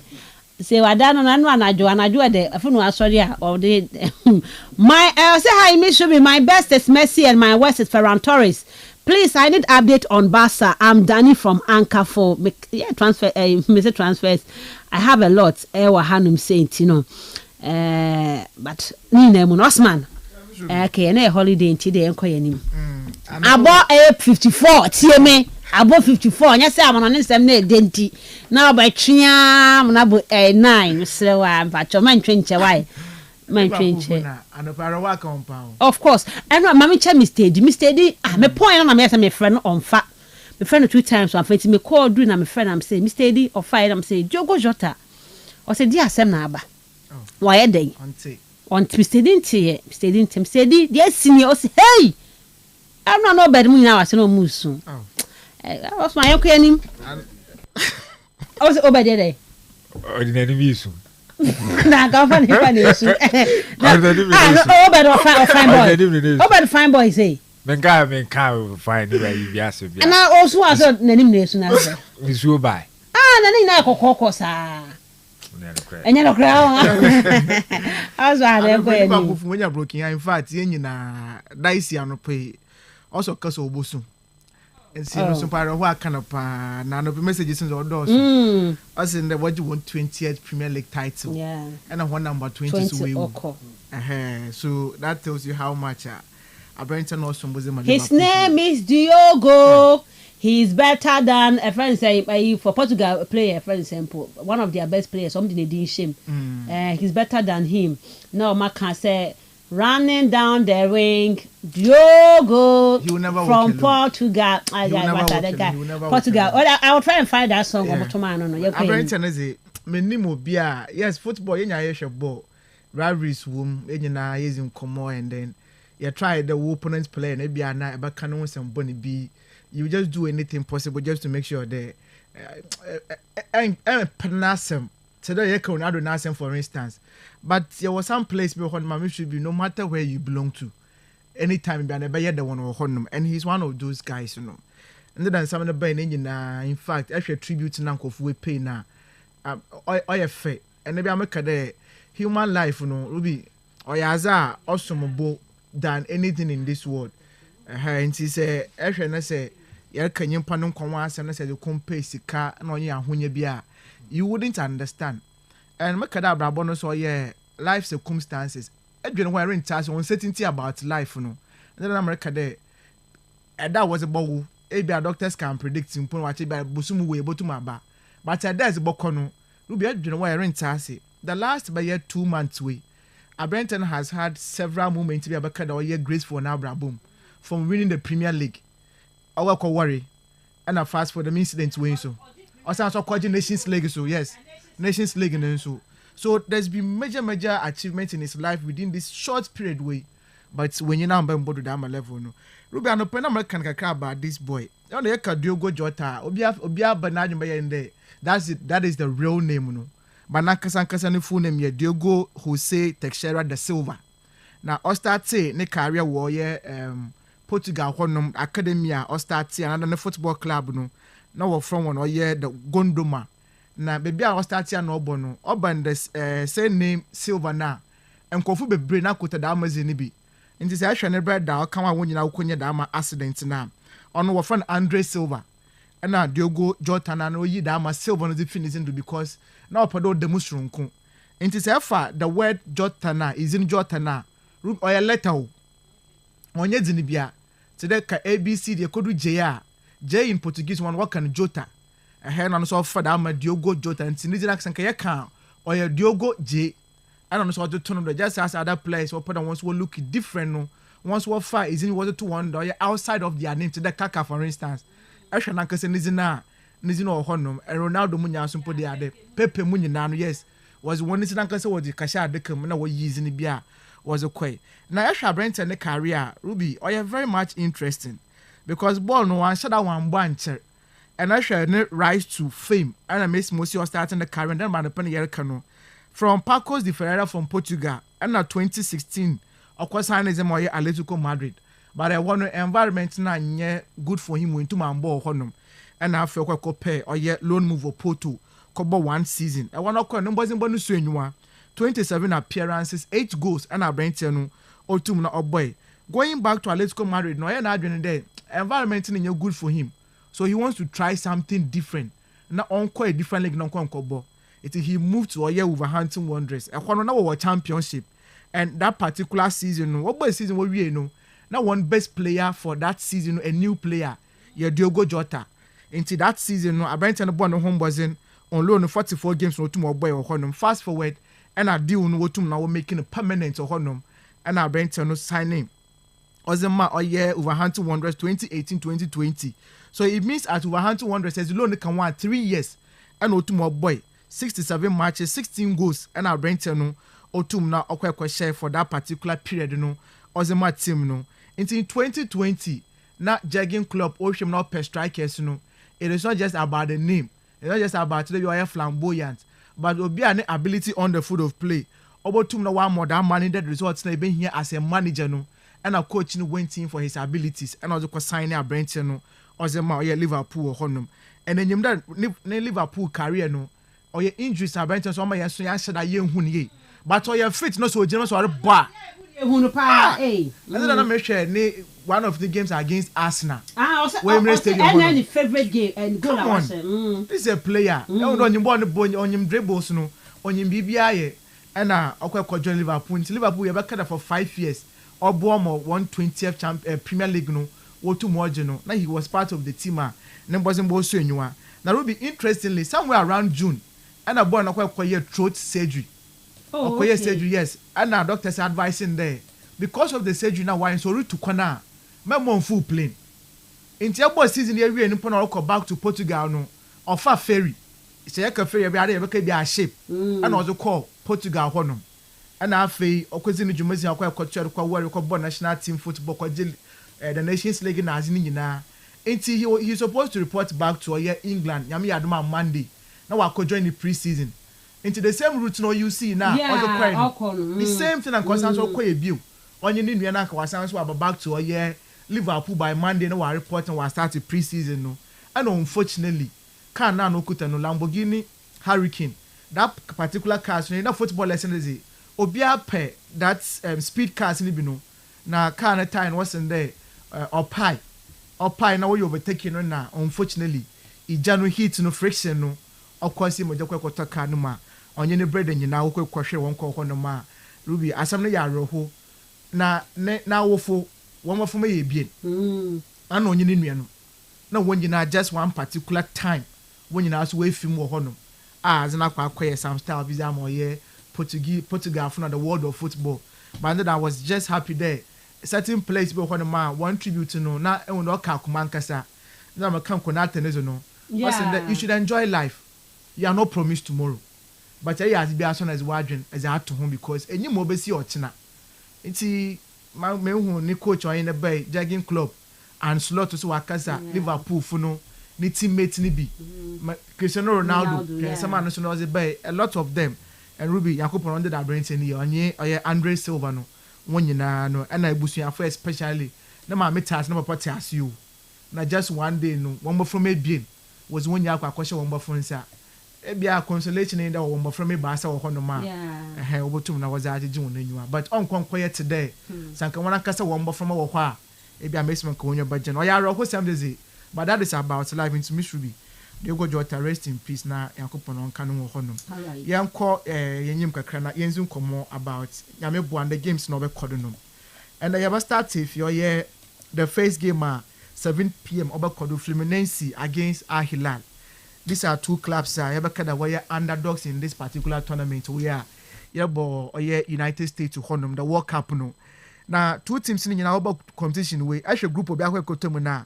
Now, can be expected there. In fact, Obako and Nima, Ebia Fluminense, if we have more than a chance in there. Now, Kobotumwako because they were in a group of Sundowns and on South Korean team and on Borussia Dortmund. At least Brazilian club will have that upper hand over the African club and the South Korean club. So once they will be there. For the 4 matches now, boy no, or Yaza won't lose game. They were in the 2 matches and after I will draw 2. But baby, I'll be born about the game of ball against Inter Milan. No. In fact, I can't wait for that was share Inter no Yaza or fair. And I can't wait for that will win the game. No. The first 3 minutes no, and I can't be the first goal no. Zema oye Fluminense funo and after 90 plus 3 minutes into first half just the early movement and after second half open the game and I will two not watch goal. So you would ask yourself there in between the 2 goals what did they do? In fact, they defended very well, dominated the field of play or making sure that even though Inter I enjoy a lot of the game we make a lot of upfront incursions but all banda once want to move on kwenyima obotu no wa bomb boys na won so wetu ma chede oba no football na Brazilians no wonyimu ball especially getting that money that experience from the likes of one goalkeeper offer no Fabio 44 years Thiago Silva 40 years of age and Africano 38 years or blend with that of John Arias of Colombia mo once boy and Esha Martinelli mo fin one no na these are guys and once one boys and bon also anywhere so that has been their scorecard at tournament way and once we 2 na was abo. On the other hand, when you look at Al Hilal for now, and once the Akawahade there, they are in there to make a statement about the Saudi project now warrior. Yes, people will make a lot of arguments there. The fact that today one team a big team doesn't mean that the league is proper honor.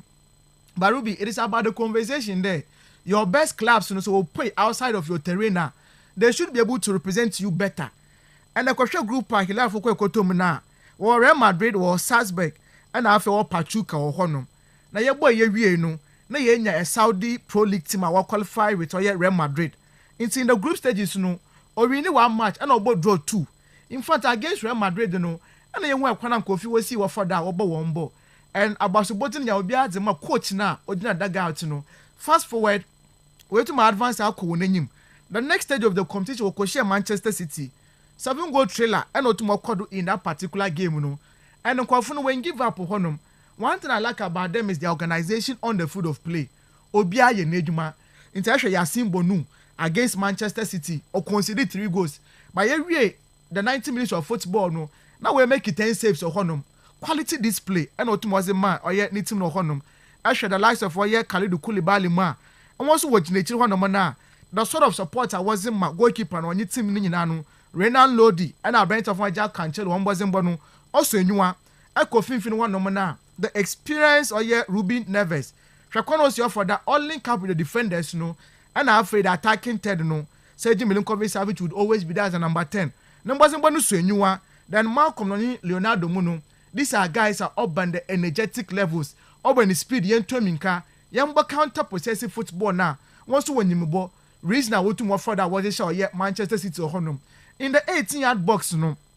I want to ask Miss Ruby, what to my home was in or Honum because Oban Pinten, a bench one play beer, or China baby, no way too many connection, no, I quite go or Honum. Into my game way, no, then you Bruno, or buy a fair Honum, 2 teams in Yanano, or Bia as a ball no nimbo. Asher Fluminense for now, I trained us was your opponent or possessive ball. Opponents are what was a born a wonder. One they will allow you to play, but once watch the ball now, counter no, once over to know when you went to America, now I quite question. Few chances will come, but they will finish very well Honum. The man's nation Hilal Fuya. Once I shot from their all the facets of their gamer, and wasn't one years old 2 minutes also in you. And for me, I want to see our 2 teams in Yanano, or be able 2 minutes obey you. In terms of the players, me assure that you compare names now. Hilal will present the better names in another the better players no, as compared to Oye Fluminense Funo. But here football Lankasa times are Brazilian football compared to Saudi football. You cannot compare the two. Inti Fluminense Funo benya da upper hand in terms of mentality there. When we are up and coming, they are trying their best and want to put 2 more ones about 2 mark Canada. Now I call him. But Hilal Funo they would want to prove a point today. The Saudi projects now no on your fluke. But yes, you bo on your quote anymore, but we are representing our country. Send the 2 more qualified for semi-finals. It will be a plus for their competition once World War won't come. So they will do their best. Then you may want to compare the 2 managers, And for me, say extra coaches in now. Obiano was in Bosu and Simone Inzaghi were trained with Inter Milan. Over 14 ways on Cherry. How was your dominating games? How was your session players? No, so I as well 2 minutes also in your honor. You will also want to look at Oye Fluminense Funo.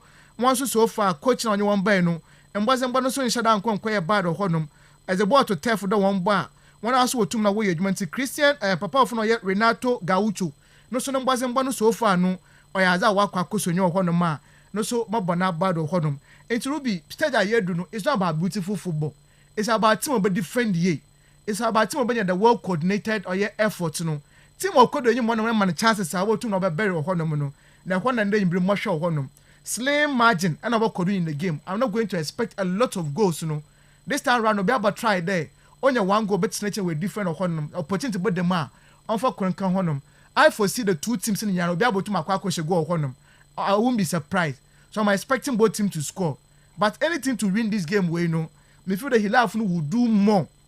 Now I said that the Saudi projects now warrior no. Or chiro to mod stage the world would also recognize them. Then once one was in Bono also in you. In this game, Mama or Saudi Funo, some 53% or chance of qualifying. Now is a 47 now wakano. Mazamoye Fluminense Funo to be very close to Honum. I'm expecting a 2-1 win for Oye Al Hilal in this particular one or Honum. Now Ruby, nyame board china another Ahumacha Adebachi Saturday or China Chelsea Babo against Oye Palmeiras. Now obey an interesting game. These 2 teams will share one huda. It's on one and in fact we share one Ponosha and Cherry Bia or Honum 2022 and Chelsea Babo against Palmeiras or Honum. Chelsea winning game by 2-1 after extra time. In that game no Lukaku and also first goal no and at 64th minute no penalty bay. And I Brent our phone Oye Viega kwa share honum. And in the extra time no second half no Eden Hazard subenya penalty okwa boy say Chelsea FIFA Club World Cup no honum. So that is about the 2 teams in one history was it share one. But in the competition nankasa no say 2 sides in nyina abakara one of the teams numbers mbo to ma so anyone no in terms of the overall performance no maybe as about team our front Oye Palmeiras no. Because in a group of I feel that it was one of the weakest groups, But you we win 1. While we draw 2 or honum. But their last game, was against Botafogo, a sworn enemy from the Brazilian league, And our boy, now 1-0, and I want to walk share honum. So far in the competition, no, Palmeiras won lose game. But there's Chelsea so far in the competition, 4 matches, Chelsea win 3, and we lose 1. So the difference in here clear. Chelsea lose the game, Palmeiras lose the game. However, in terms of Chelsea for one performance in the tournament, no, Sebastian Yekwenanyumi Biano, not Chelsea for no, they are progressing. Into Chelsea against LAFC, they won by 2-0. Their next game, no, Colusi was a man or Flamingo. After Wotum walk down by a man, no, and a Flamingo taking advantage by Bashon Honum. The next time we were against Esperance, no, but here we are qualifier for the next stage, you know. They won by 3-0. Fast forward against Benfica, Chelsea for show maybe I want to watch one, no. Chelsea here, Juman could win by 4-1. So in terms of Chelsea scoring goals in this competition, no, in fact, one wasn't bad to you. Every game you be no Chelsea to me should go honum. Or ya zo to na okon kan honum. While Chelsea will concede only or 4 goals or honum. 4 goals in your only because there were 4 matches you concede 4. Averagely, no, every match you be no they concede 1 or honum, which is a bit or bad kakra. But the opponent no no goals no on shada ram babe. However, say share Botafogo share 1 against or Inter Miami share 2 against or Al Ahly of Egypt or share 2. That means that Oyaza wants to have 1 wasn't 5 goals no and away to no work share. But compared to Chelsea now, Chelsea has scored most goals than Oye Palmeiras for no, and that is how our 2 teams no obe shape up for honum. Some year Palmeiras you will take consolation from the fact that today Chelsea share an opponent from Brazil, that is Flamingo. At a point in time, I was 10 against 11 no, what to watch Chelsea or honum. So it means the mentality once over to know take something from Oye Flamingo game no. Now once we quite both the ones and now I try there or to not punish or Chelsea as a team no. But in that when you can say if you look at this Palmeiras one team we are, once they have some good number of players one wasn't bad to anyone. And the number is come out about Richard Rios no home. This is a player Inter Milan free when you're in it today. Or put was signed on this central midfielder no honum. Fast forward if you look at our brand of Estivawa, no sumpone wasn't so far no was when you are in the tournament or honum. I think man of the match award no 2 and our brand and way to Nawaji. Victor Roque or FC Barcelona kakra baby from so an experience now. Obi or honum you want to talk about Alamun. So once put in terms of names you know, they would represent some of them. But Ruby, say you compare 2 teams in now. Me feel the Chelsea from upper hand. And they be making the one thing I love about this Chelsea team, no, it is their mentality. Chelsea, you cannot take anything away from them. The mentality of the Chelsea club, no, as a compare that of Real Madrid, as a compare Liverpool, unless they be on a day, no Chelsea players here 100 there, born warumbo. But the moment I will competition, when you know about to Mobaji, when you know about to work of finals, or when you know about to know when you're sick, the boys would definitely try to improve their games, you know. Now we're to know work on any more. So the mentality alone, no, but my Chelsea that my advantage, you know. Now we're to not work on any more.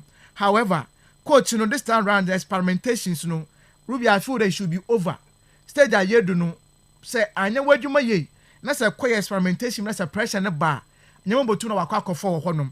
So I'm expecting the play beyond or your fit, play beyond now on your suspended, or what to know what game now.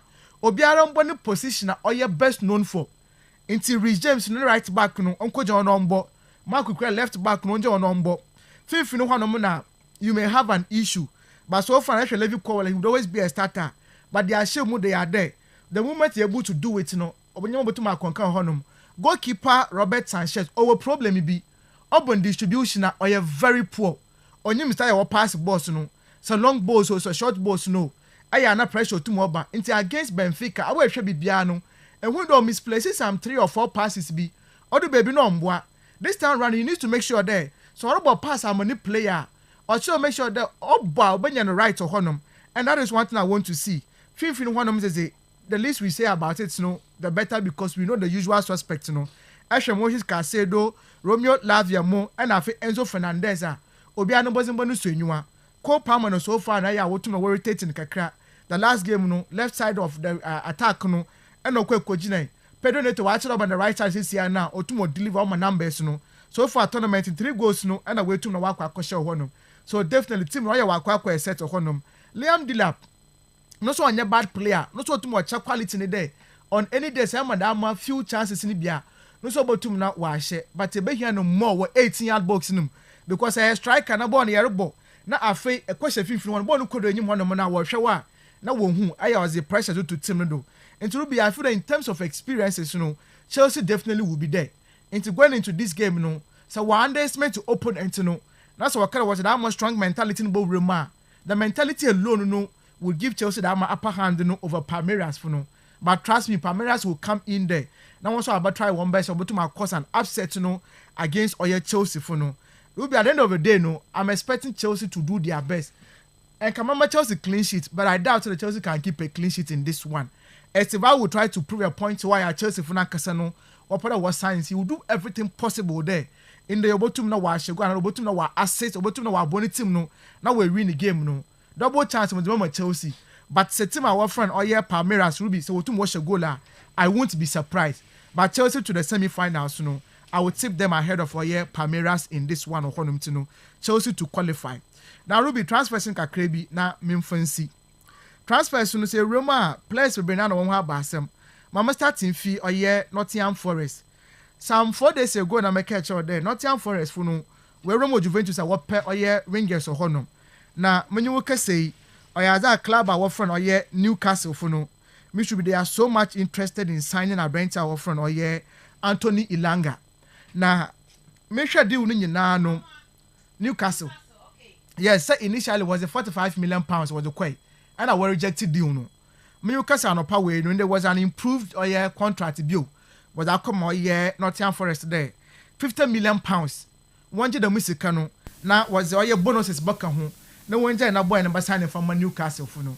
Now what maybe some question Anthony Lang we feel that on cherry. This a player no way United I want find yashi. But the moment he had a stabilized environment, in there after just 1 season, 2 seasons, club no quite found Lang free and they were got £50 million. Man for to Manchester United. One check one. One check on Anthony Lang to Newcastle no. Or Yazan also over by Yabasha Mesima and Yamabo call condom. Your Roma Italy Honomona Ruby. I'm happy for a brand of Zambo Anguissa. Zambo Anguissa. Yes, this Cameroonian player, central midfield, only born in Bankasa. Yes, this is a material Chelsea for no one wire word and put there. Sanke Kondema, but actually Chelsea for 1 minute. Why not one link no. And now you can say, boy, no, I can 1 year contract, 1 year on the contract, no. But Napoli for Antonio Conte shed to the feeder boy and Bazin Bono, also knew. Into now there was a 1 year extension in Bia, cross another honum, in they were activated Ama clause in the I brent in 2027 and the contract no better. That means the numbers and bars so coach in reason why coach not put on a new contract, not in Zambo and Guisa, or but now for 2 years that I'm a club our friend or Napoli or Honum. Now Ruby, Italy Honum now no Matteo Retegui. I brent the last year boss and Rieno, not go keen on the wages and Nano. Numbers in boss you Atlanta player, no, yes, young Quada Yansan no power Saudi Pro League Naba, and Cotia Fono. Yes, 40 million. No. Alcotia. Wait. Obama and Tim no. What about that branch no? Club I work from Atlanta for no. One share and one Jessica Club no new problem. Okay. By worker player no one about agree on terms no work. Italian clubs or Jessica no. Now we Jan do on continue. No see another one or about honum. Now Ruby, young kwa as no mammy or Italy honum na young kwasna. Italy no a careful. Winter call Napoli. How can we to Mambo? Welcome back to our new parent club. That is our AC Milan. When you can say Turkish club or from our Besiktas no. Once we have ole any abru. Ole I saw more than that face of. Obviously said team to break the jinx of Fenerbahce no Galatasaray for no.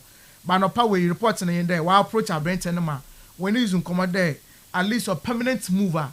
And when your budget babo na pino baba permanently ah. When you ask me for bezin command loan move no. We two when you want agree. Now boy na kwa join it or by 6 tax or this is what we are hearing from them. No be a development from Arsenal. Now Arsenal for another assistant manager. Now trem. Oh my man can say we here. Last striker, I tell news for striker. Last week me get there. Carlos Cuesta, Papano Copama, 28 years of age. Assistant coach at in the Bayer or in the Bayer Juma. Narubi Atete Shimuna Kuno, former Manchester United defender, Argentine international, Gabriel Henze. That defender no say kind of pa. No suppono a rascal rough when you ball but no you see a tin. Them defender no and then they Atete way to my settle on there. ɔmbɔboa na wontum na wɔnhyehyɛ nyama wɔ yɛ Arsenal hɔnom na Gabriel Henze ano sumpo no ɔyɛ very dramatic akwa no anytime he be gidi ye what touchline no nti sɛ hwɛ ne coaching career na so far no nhyɛ down coach club boy wɔn mu bia ma the best club ka wetum coach one ye club of no ye Atlanta United with the MLS nim and a Messi ne former club New Orleans Old Boys no and onye one aye adwuma na Ruby so je touchline hɔ no na sanye ka for botum abokotoku no ye de yeso and if you make na next year the writers so bonye schedule because I shall Teta ne lifestyle and a coach we one over calm down man yanko there a continue to stay the game obi ala bokun international for your new assistant manager obo John Arteta no or your Gabriel Henze formerly of your Manchester United and or baba yedwuma a per striker attacking midfield and the marker out there a rental for no ye a bereche eze no Arsenal finism come in fact boy na cause he wants to join Arsenal and the reporter here picking in there and they up on the personal terms now fully he has been agreed or honum na deal no wash the 56 million pounds no and I will bet you but me 60 million pounds but then however what's this Arsenal to me 56 million pounds now obey structured in 2 installments on quite the first na wotum we 4 installments na kwekutua into so you 2 or the Arsenal bet you first 28 million pounds no na afei the next tranche so back 28 million pounds no wo twia na afei sika no wotum akọ for Crystal Palace na boy na ba join the Arsenal honom. So if anything is to go by, me assure that there's going to be a lot of progress about this particular one. No, into about share a very as to Arsenal no, or good no important time my yesha how positively boy about to join the team now, about to know what club it Mr. B transfers kakra when you see friends na yambrefi. All right, me that say Osman the Venga and yatene kan ma menyo messages ni bi mfamfi on my na fe yemra emehwe efisema aka ewe chire no ha. I say good morning Miss Ruby, I'm Isa and from UCC. Kwabena say from New Adubiase United. Okay. Me that say no also dey how dey ba hanum say no. Na my worst penalty. Okay, my best is Cole Palmer and Eden Hazard is me. Okay, Isa and my worst is Ellen Haaland. Hey, are you sure? Ellen Haaland your worst penalty taker power if you see her. Mama any ebi wa hanum say, Miss Ruby, please. Good morning. My best penalty taker is Sergio. Oh, come here. Is I don't know. Okay. Or Sao Paulo. Sao Paulo goalkeeper. Oh no, best penalty taker. Sir. Okay. All right. Me that say. Mama far away. Joe Henrik of Kotoko was a hero when he squandered Kotoko finals penalty against Hazofoki in the CAF final in Kumasi. Uncle Paul ended the way, and so Eddie Abam. Now, I say, Miss Ruby, take note that the goodness of a man is written on water, never to be remembered, but the only mistake of that person is written on brass of gold, never to be forgotten. Okay, that applied to Asamwejan. All right, Midas Uncle Paul. If we hazard her, no make up do say, wasam na make can. Kopama is a good penalty taker. Daniel for UCC, and I say my best taker is Antonio Rudiger, and my worst is Sadio Mane. Okay, Daniel from Kakumdo, and also the way Eddie Eba here was say, Hilal is a home or away. Okay, and Chelsea. Oh, it's a home and away there. So say, you'll be able to maybe you wasam now. Okay, you know. Okay, all right. My man come in kaka. Good penalty taker is Enoch Afram Dwarfs. Okay, Sergeant. Na the way so they are bound to pay. May should be say gaf jai sadi and jai. Jai say gaf. Okay, when I say and pay for your message. Straight win for Palmeiras or over 1.5 goals for them. No doubt about that. Combined post against supporter. Menhupa we against Chelsea. Happy new month. Miss Ruby is your boy K Sky from Akafufi. Please. Barcelona a news update. Okay, update transfer. All right, remember. Na me di fie esema hodo eno so catch you know match me e dia tudwa etimi e dia amount Castle 90.3 FM. The real sports is here. Neuer's caught in no man's land. It's Marty. Kastle the sports king. Mame fast dan fama Telecel too much money no nie. Telecel too much money promo no hit Apple me say we bet me win 100 cedis debia 20,000 cedis every week draw no de sika pewa 1.2 million Ghana cedis. Enti momodi aka say obeye wo data no airtime no na wo ye 5 cedis going no na wo nya konya aget into the draw na sika kesi won so saka bi dial star 500 hash star 500 hash and I say download the Telecel Play app no see na sha say wo reload bundle no with 5 cedis or more na wo nya konya enso nya chance ni bi edis can be e Telecel. Terms and conditions apply. Kaisa Telecel connecting energies. Na tieweye Betway scratch and win promo nie. Betway forces scratch and win is back. And we know hoping 9 million Ghana cedis and ayedema will ranging from air cash, free spins, free air flight, and after the one account will be from 1st to 31st July. Yeah, and channels mommy. So bet to me I take part. Log in to betway.com.gh. Bet on sports and as a casino ni bi na benya a daily a scratch card. No to me eda nya kwenya edisika. Sika bedwa wo eye Betway so a Betway scratch and win promo no. Kohwai neko play games ni bi nyes akwenya ne edisika ni bi ewo eye Betway. So terms and conditions applied. Betway for say get way more. Anointed engineering services eye the generator expert. E ban generator hon sembia na. Fakwadan anointed engineering services someone ebe bua generator na say kwensie ma obese woton generator dada o meto the amount open new ones aton so mu bi horum na fe o san so installation o ma eye nchekere so e generator dwumade hu ti bomode akọ ne ko hu anointed engineering services o Cape Costa Stand 3 opposite the main lorry station ho ko no ma on sabe to me aka anointed engineering services bibia ni afre 0248 455 697 Anna 0243 480 334 Anointed Engineering Services, the generator expert. Follow Kastle is into our so it's 28 minutes past 8. The real sports is here. Neuer's caught in no man's land. It's Marley! Kastle FM. The sports king.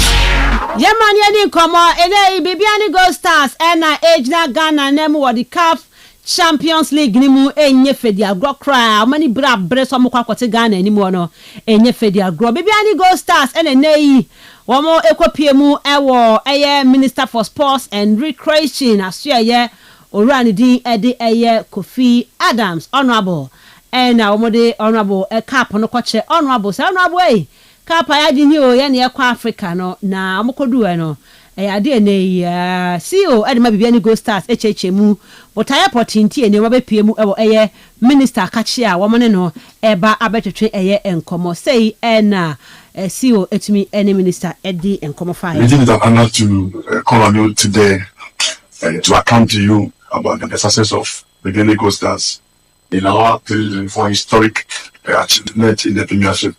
You recall 4 years now we came to the Premiership and we did our best that this year we are representing Ghana in the Inter Club CAF Championship and an assignment that would need a national support. And since you are our first father, we do feel that we call on you today and any assistance maybe in your outfit, we get it from you. But you can't say that we are afforded on our own, so we are carrying the head of it alone. So we are here to account to you and also to seek your energy support in this international. So yeah, see Odema Bibiani Gold Stars the two join wachi and minister the two manim say nay Africa na mo call mu Ghana for nyina ni mu munyi hu ni suro bia mfiri mu na munye focus e kwan bia sa dwuma no de ebetumi aye. Go there with the mindset that look, we are champions of Ghana, and Ghana is no mean country. We are a great country on all fronts, including football. So don't be intimidated. Captain, make sure you encourage and motivate your colleagues, the players, that nobody should feel intimidated. That, hey, I'm playing against this team. Yeah, it's a big team. They have big players. You are also a big team and you have big players. That's why you are champions of Ghana. So you go with that kind of mindset and listen to the technical instructions and what have you. Once you discipline yourself, you go very far. You go really, really far. Let's take our diet instructions a bit serious also. Sometimes I know when it's time for camp, you are hungry. It happens to all of us. You want to go and hide and eat some kinky and then eat some food to balance, but it won't help your performance. You are running and you are struggling to run and then you can't listen. Now, Anti Minister so ko babo no ankodi fufuo ko wi ahu kodi fufuo ni banku je be ma woni di ne saa na fa ko babo no Ghana football nation football nation obi anim Ghana di nti enko na enko te Ghana ni manu achi na ose enei onye omo saa kwa one sponsors be di nkomo no ma boa Go Stars because omuntumi nko no saa kwa ombe hia moa with you not just spiritually but will have to be with you also in many other ways to strengthen your participation at the national level. That is why we are here. So your coming here is in the right direction. We will speak to other corporates also, both public and private, to see how we can come in. I have come to realize football is expensive. It's really expensive. Yeah, very, very expensive. And so at all times you need some level of support. But once it's expensive, it does so much also. Yeah, it does so much for, and that is what. I know and some Honorable Kofi Adams said it too. Be any Go Stars any man Makoshianwa. Wamade omo trophy no e kwa kire wamo no yanko eya Accra House of Folk akachi de na coach Didi Dramani e no de atoja say nei banu players o mbeba house na de mu gusu de hu dwuma ye pa o say nei wo mo appreciate players o mo host sie no ehu o mo metuma use o for long term project o mo metuma form for short term and after ma wo so bi o mo je o mo kone ade ni nyina no mo assess o mo ntino o mo gusu adwuma no de o mo ye pa. Yeah, I think these are very more inside, talks, and then these aspects definitely every top club definitely will have areas that you need to look at as backups and any areas that you have to look up as improvement and areas that you have to look at elevating. And so these are all and it's still early days yet, even though we are making the rightful decisions. It is important to look at the current squad and appreciate what the current squad is all about, and then make the sense out of the current squad, and then make the improvement journey of the current squad, and know that and some can help in the shorter to medium term, and some can be retained because of the long term projection. And some coach Didi Dramani has a full coach the two job so buy no togbe o hu ni on kan kire no papa na ya dwumo also hwe house pa facilities a wasiasi or purchase ni ade no a no kwasem ni board no bo maba so. Amazing. The board really have done great things, and one of the great things that moves me is the facilities that I saw, especially the turf. They have one of the best astroturfs in Ghana. I've been on so many astroturfs, but this is so amazing. So amazing.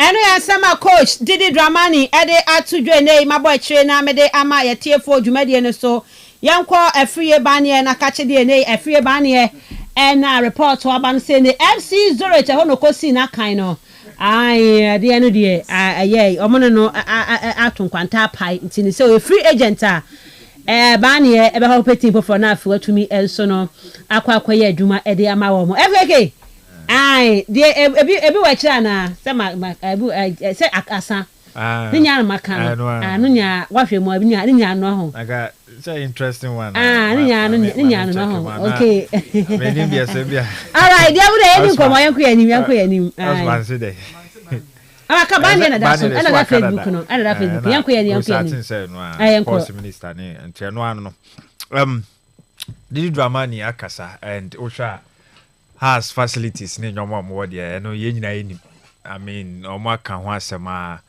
ema omo share dwumadi na asero na amanfo doubt kakra because now in their history and e pese we or chine pese we badora to gba fede e make his intentions no quite clear ema adwuma kiki ye start ye hu omo anti anko omo achibiem omo speedy up adwuma no ma ye nyina e baba be hu so we come so munya complete crampo enwie ti kakra so mu wi a still with these the oho impono we feel say has for you good to go.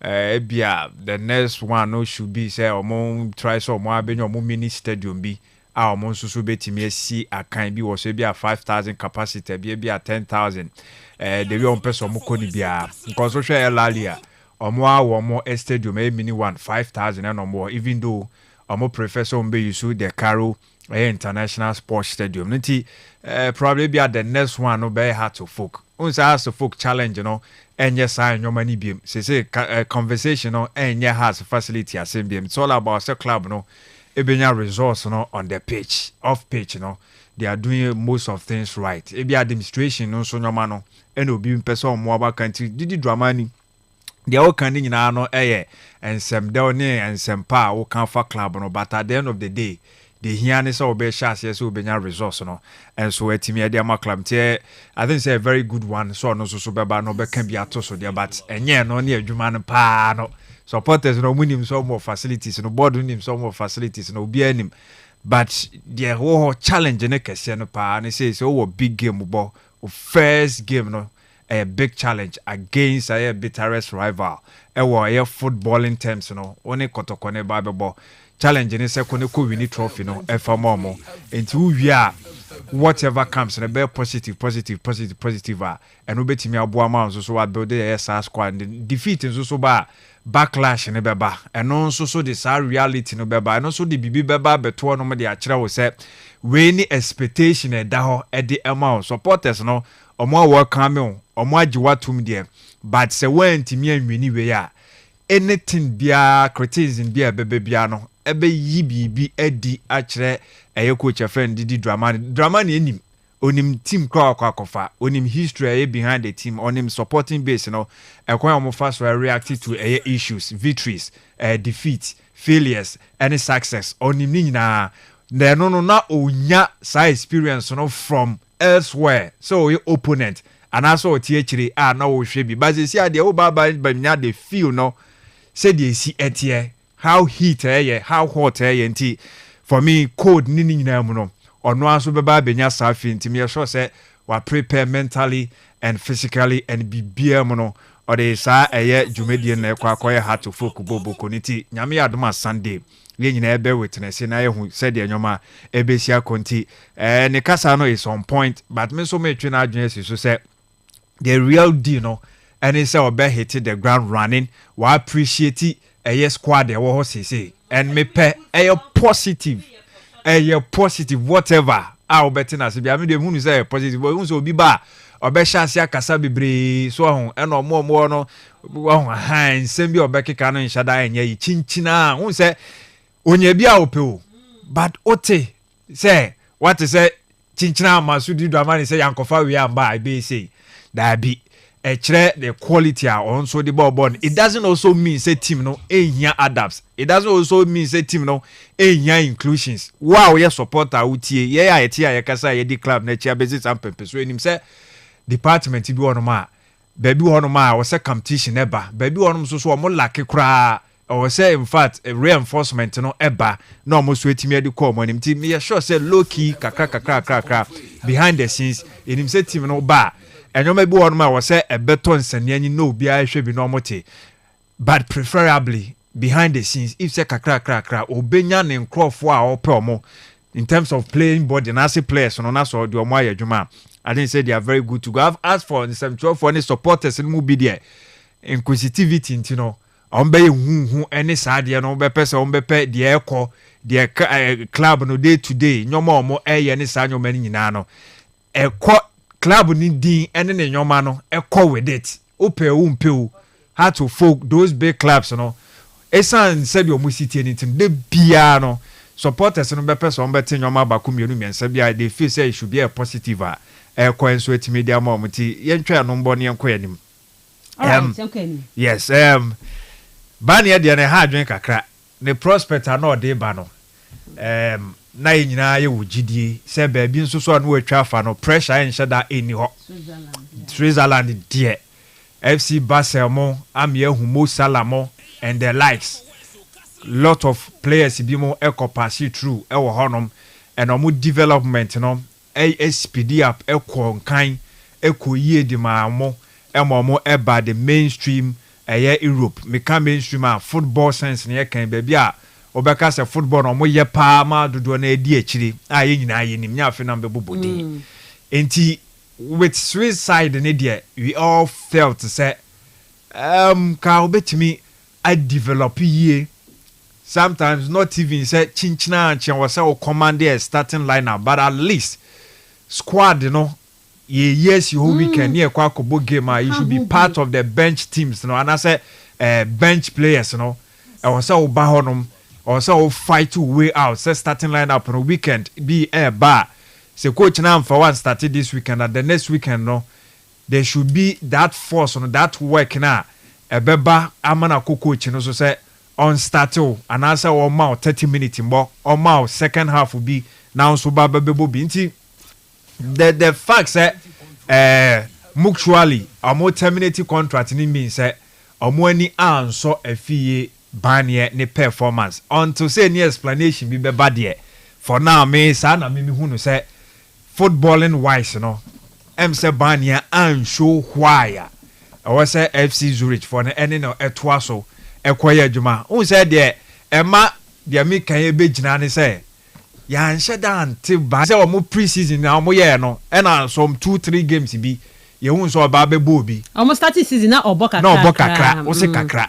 but since then how many years ni how many years ni oba na call 2023 82 years ni 82 years no should be enough say the age bia no was settle life e was Zurich at least commande 30 minutes be 2 years in post should be enough for so be command a starting bet with your quality out the core under 20 so no call bobe 2 times or so so at here o captain o baba be commande sa e deal with your age a deal or hard to folk that o pair darling boys ni bia o na obedi kan so one year second I'll be first na contract issue set by signing and yeah na afido signing here and a team ni nya sika kakra and na ukọ enti ukọ no sa prospect na talent ni kuta no obi antimi nji ho achi na tirim de kakra wo mu de but de na aka ne so no so kwa obe force no working way out and no sha baby or pass you through e bi abaka se coach game no wan sheda mbodi bebre de ti abeka se na timu de kakra so wahwe ne ball na obo na utumi se as a dada back kakra sa attitude no ewo no mo unso pass through Dabo Academy ewo ye Kumase and so kotokofo yesi Dabo ye na adwen so de ne mo ezan say no feel so support kotoko na kotokofo an show sa interest no na house for buy a mo kokoboy but bibia chese wo the talent no any baby akọ fire no ya hwe so ukọ Europe ukọ Scotland ukọ Switzerland ukọ Portugal those countries we no me hwe your friends and when a Salah arrive here first you can see omo nyina obia banyadini ani brand one obia and your fam one so banya hadwin it doesn't also mean say ne career na end no he's still young mpo ana baby papa bi baby bia ma na honom no ko a bia coach bi benya abotre e dia ma ne talent no na wa ohuro no ho kakra why 24 years ko anim was it that be ubodi me modin bia me tema o be ko baby a eno no obetimi ebe ma we no ebe ma nani ada honom ama na realize hu say da bi metimu ya me de anase me football na ya akwachi de na mpese me kokodru no me tia ba chire instead of a step forward no a step backward intimi ma me homre so na me nya adwuma I still believe say age on the side sanso na talent ne de enya de be koda de aka nyina ne say wani bebre na also so aye ho adwuma ye he can always come back and I believe say Banya will do that na no so atimi akoso ate yanim Go Stars, yes. Bani anyway, no. Now maybe trying to start this year. Now Ruby almost about 50 matches, 2 goals, no 2 more share.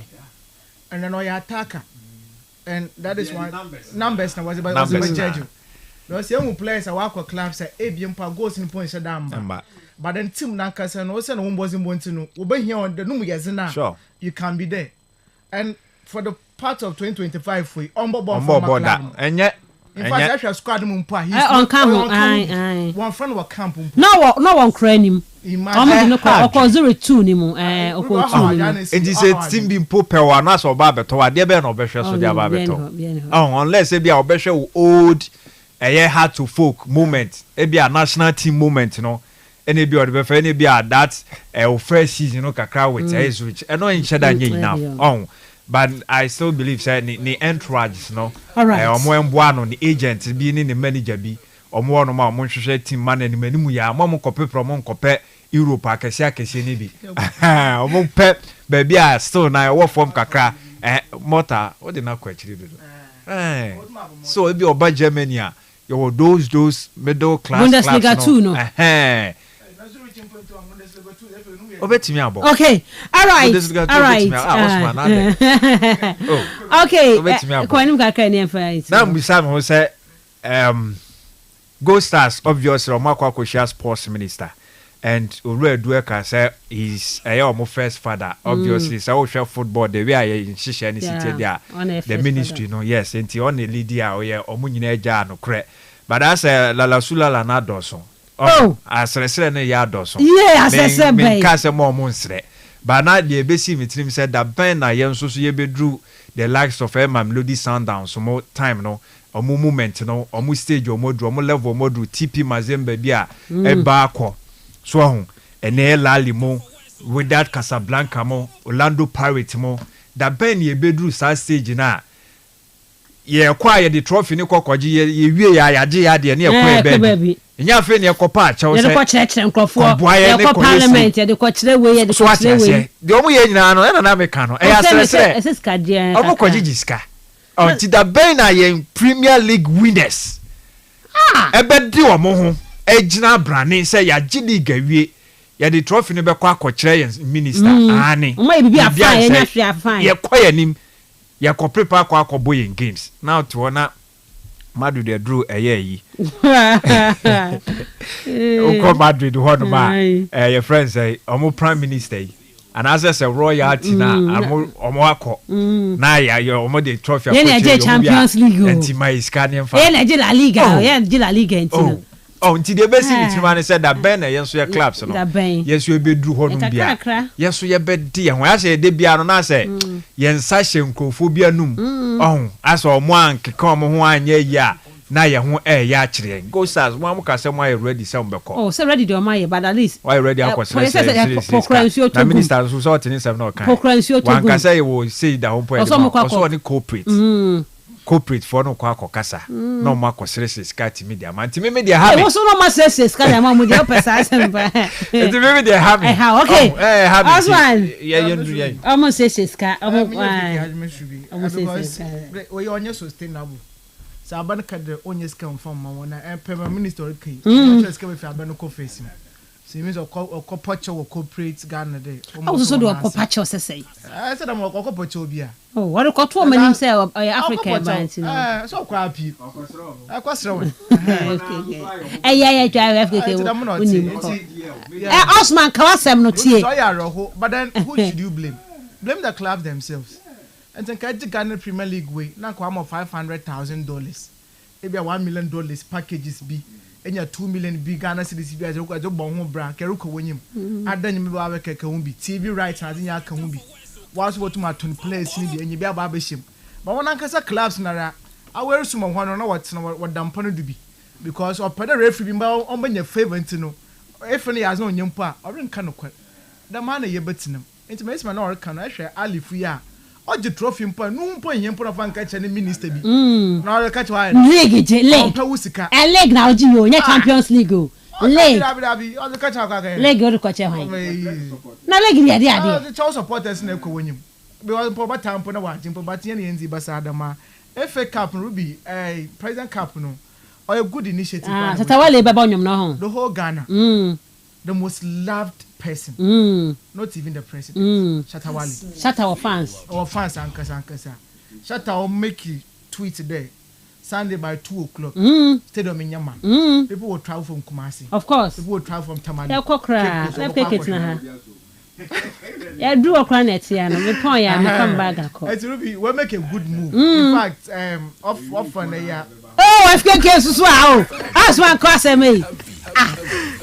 Well, Mensah, a good environment and ambience.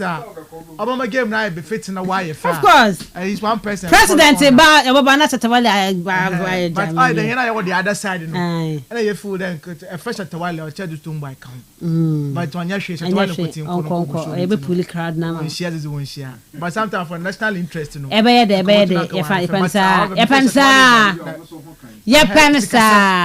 Ruby, it is okay. All right, me for call song. Me for call net here from Rasu 0244 408046 0244 408046 and 0244 408354. Mama from my first caller. Hello, good morning. Good Reverend. Good morning. I'm Stadium Abujumapa. I'm sure. It could be up here FKK Osman yes. Concerning medical food, the kitchen is almost done. Okay, Allah, Sulala. Yes, my miniature condemnation over. No one in Bania. I never put Azerbaijan no more.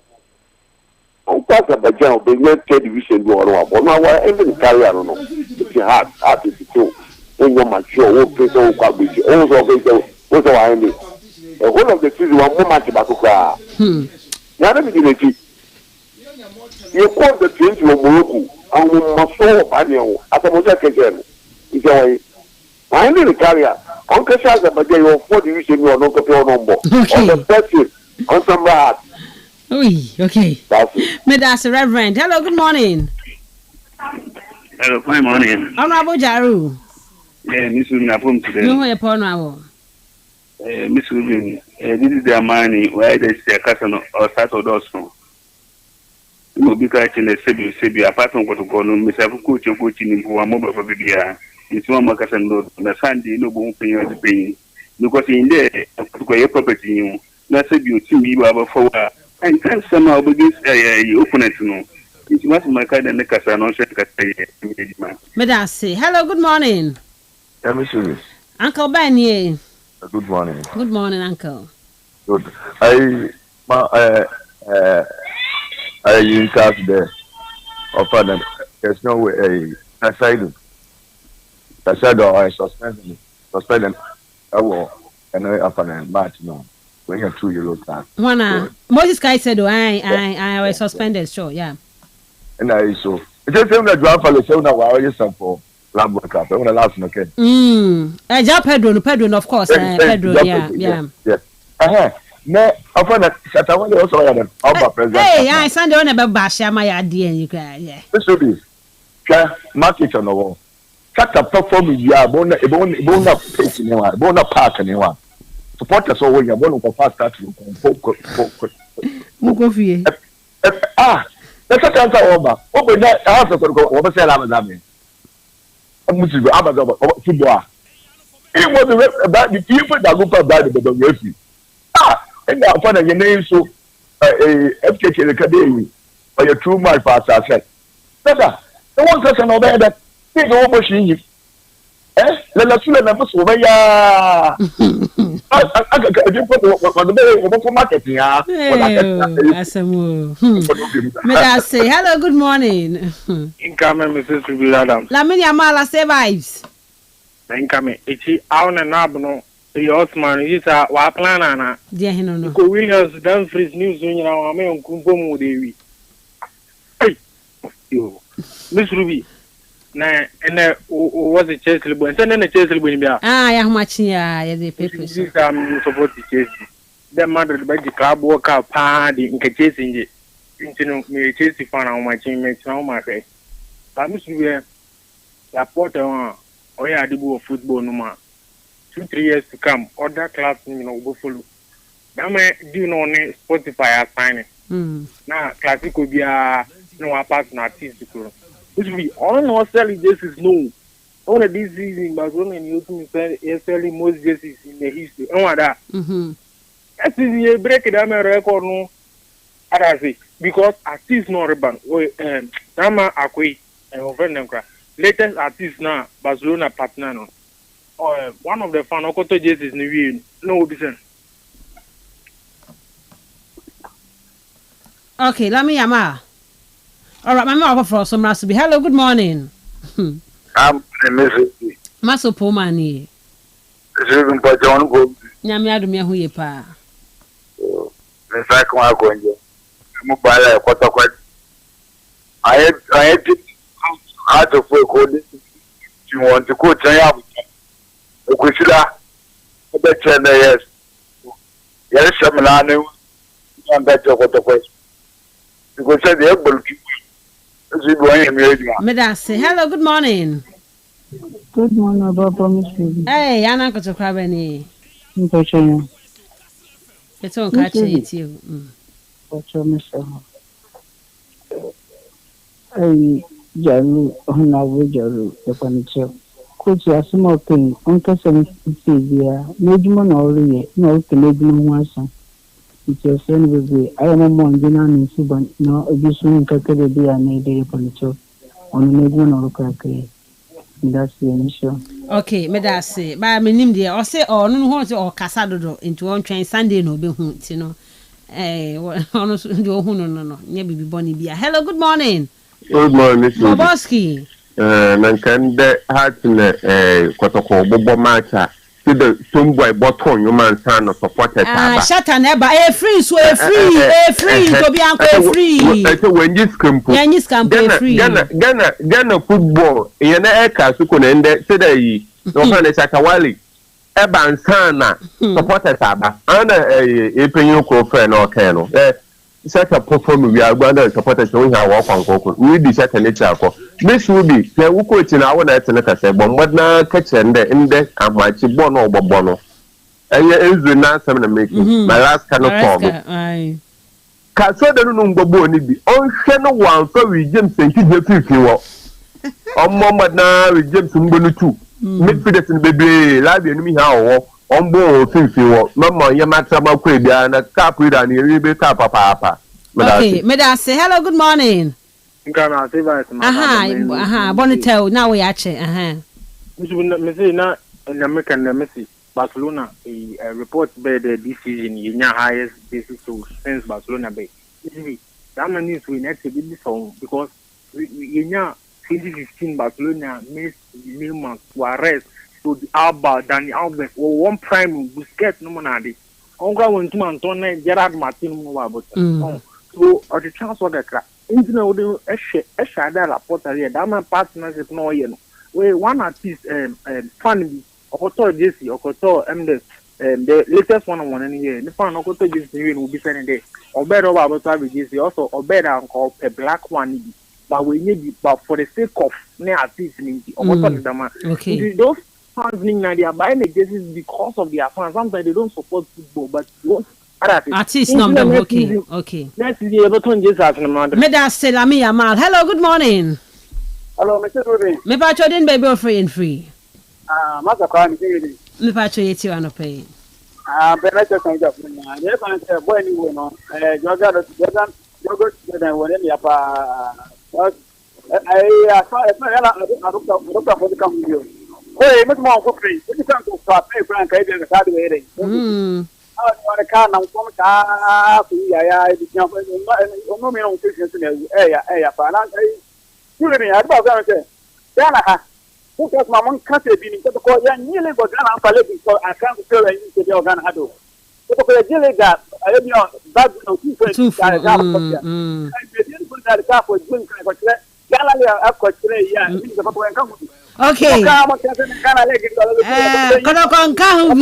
Okay. Medase Monyala Sulala. Okay. Hello, good morning. Good morning, Apo me pacho me huye pa. Yeah, that's it. Na was when the match never shut over to na man do me ba parko but the corner has still room supporters no be half so should be and the match no was when the park be my papa be my present cup no be shut over ball no man penini or man who don't know other body. Just a first supporters will be ready. Okay. Maybe answering like my back with the special house. All right, me that say. But who President Cup I have supporters no Kodokone has game. And every President Cup kwa. Last week Kodokone has games supporters no woman kosa intino. And this can no. Me do Fred Manasi, me share am Frebiem. Your time na so ye call na holiday. Enti ye call me ka we say wo peka bi de di dwuma bi wo pesa de rounds wo Cape Costa. And now they call outside Central Regional. Upe car rent here bra air Kastle transport. Even more cars need be watch me either rented with flexible terms. Enti bra car papa. And no buy rounds bia no pay bi wo hono ma bra air kastlefm ha say. You bet me abo pa car air fena etia pa hodini woman no. You bet me either ma be any afraid 0244 406 500 and 0552 490 241. They will Cape Costa Johnson Street bra. Make our Red Hotel and ne 4th July. Ya kwa ji eni no pay ya 10 a.m. to 7 p.m. Mijinem 50 Ghana penny eje penyifo nkoda obi a mra Red Hotel no pay ya ye maji eni a ye medidi ye mra menom ye mesre kama so me wo honom snooker and afa games ahodo opi no e betwa media gu at Red Royal Hotel. Bomodi ane kai se obeba Cape Coast Second Region ya na afiaje ani na kai say Red Hotel Case Club no so no egusuwa wo hono me papa ye kanfo de ama wo se bra na fa oba na wanya 5 to 16 years na be join Case Club no na ye share first Saturday of every month. There was special sessions and no during school holidays no 9 a.m. to 2 p.m. for Banabra Radio Hotel Cape Costa. There were educational games and competitions, spelling bees near day. There were hotel facility tours, swimming lessons, or cooking and baking, music, drama, and public speaking activities. There were career development and skills sessions near day in our honoma. There were monthly birthday celebrations at the registered members. To be registered be half yearly membership 270 Ghana cedis, NFA annual membership near 480. Working no 50 Ghana cedis per Omodian Foul Banny Becca who be now for Majinani our Rage Royal Hotel. For more enquiries call 0312 003 222 and 0501 672 908. Red Royal Hotel, richly inviting, comfortably yours.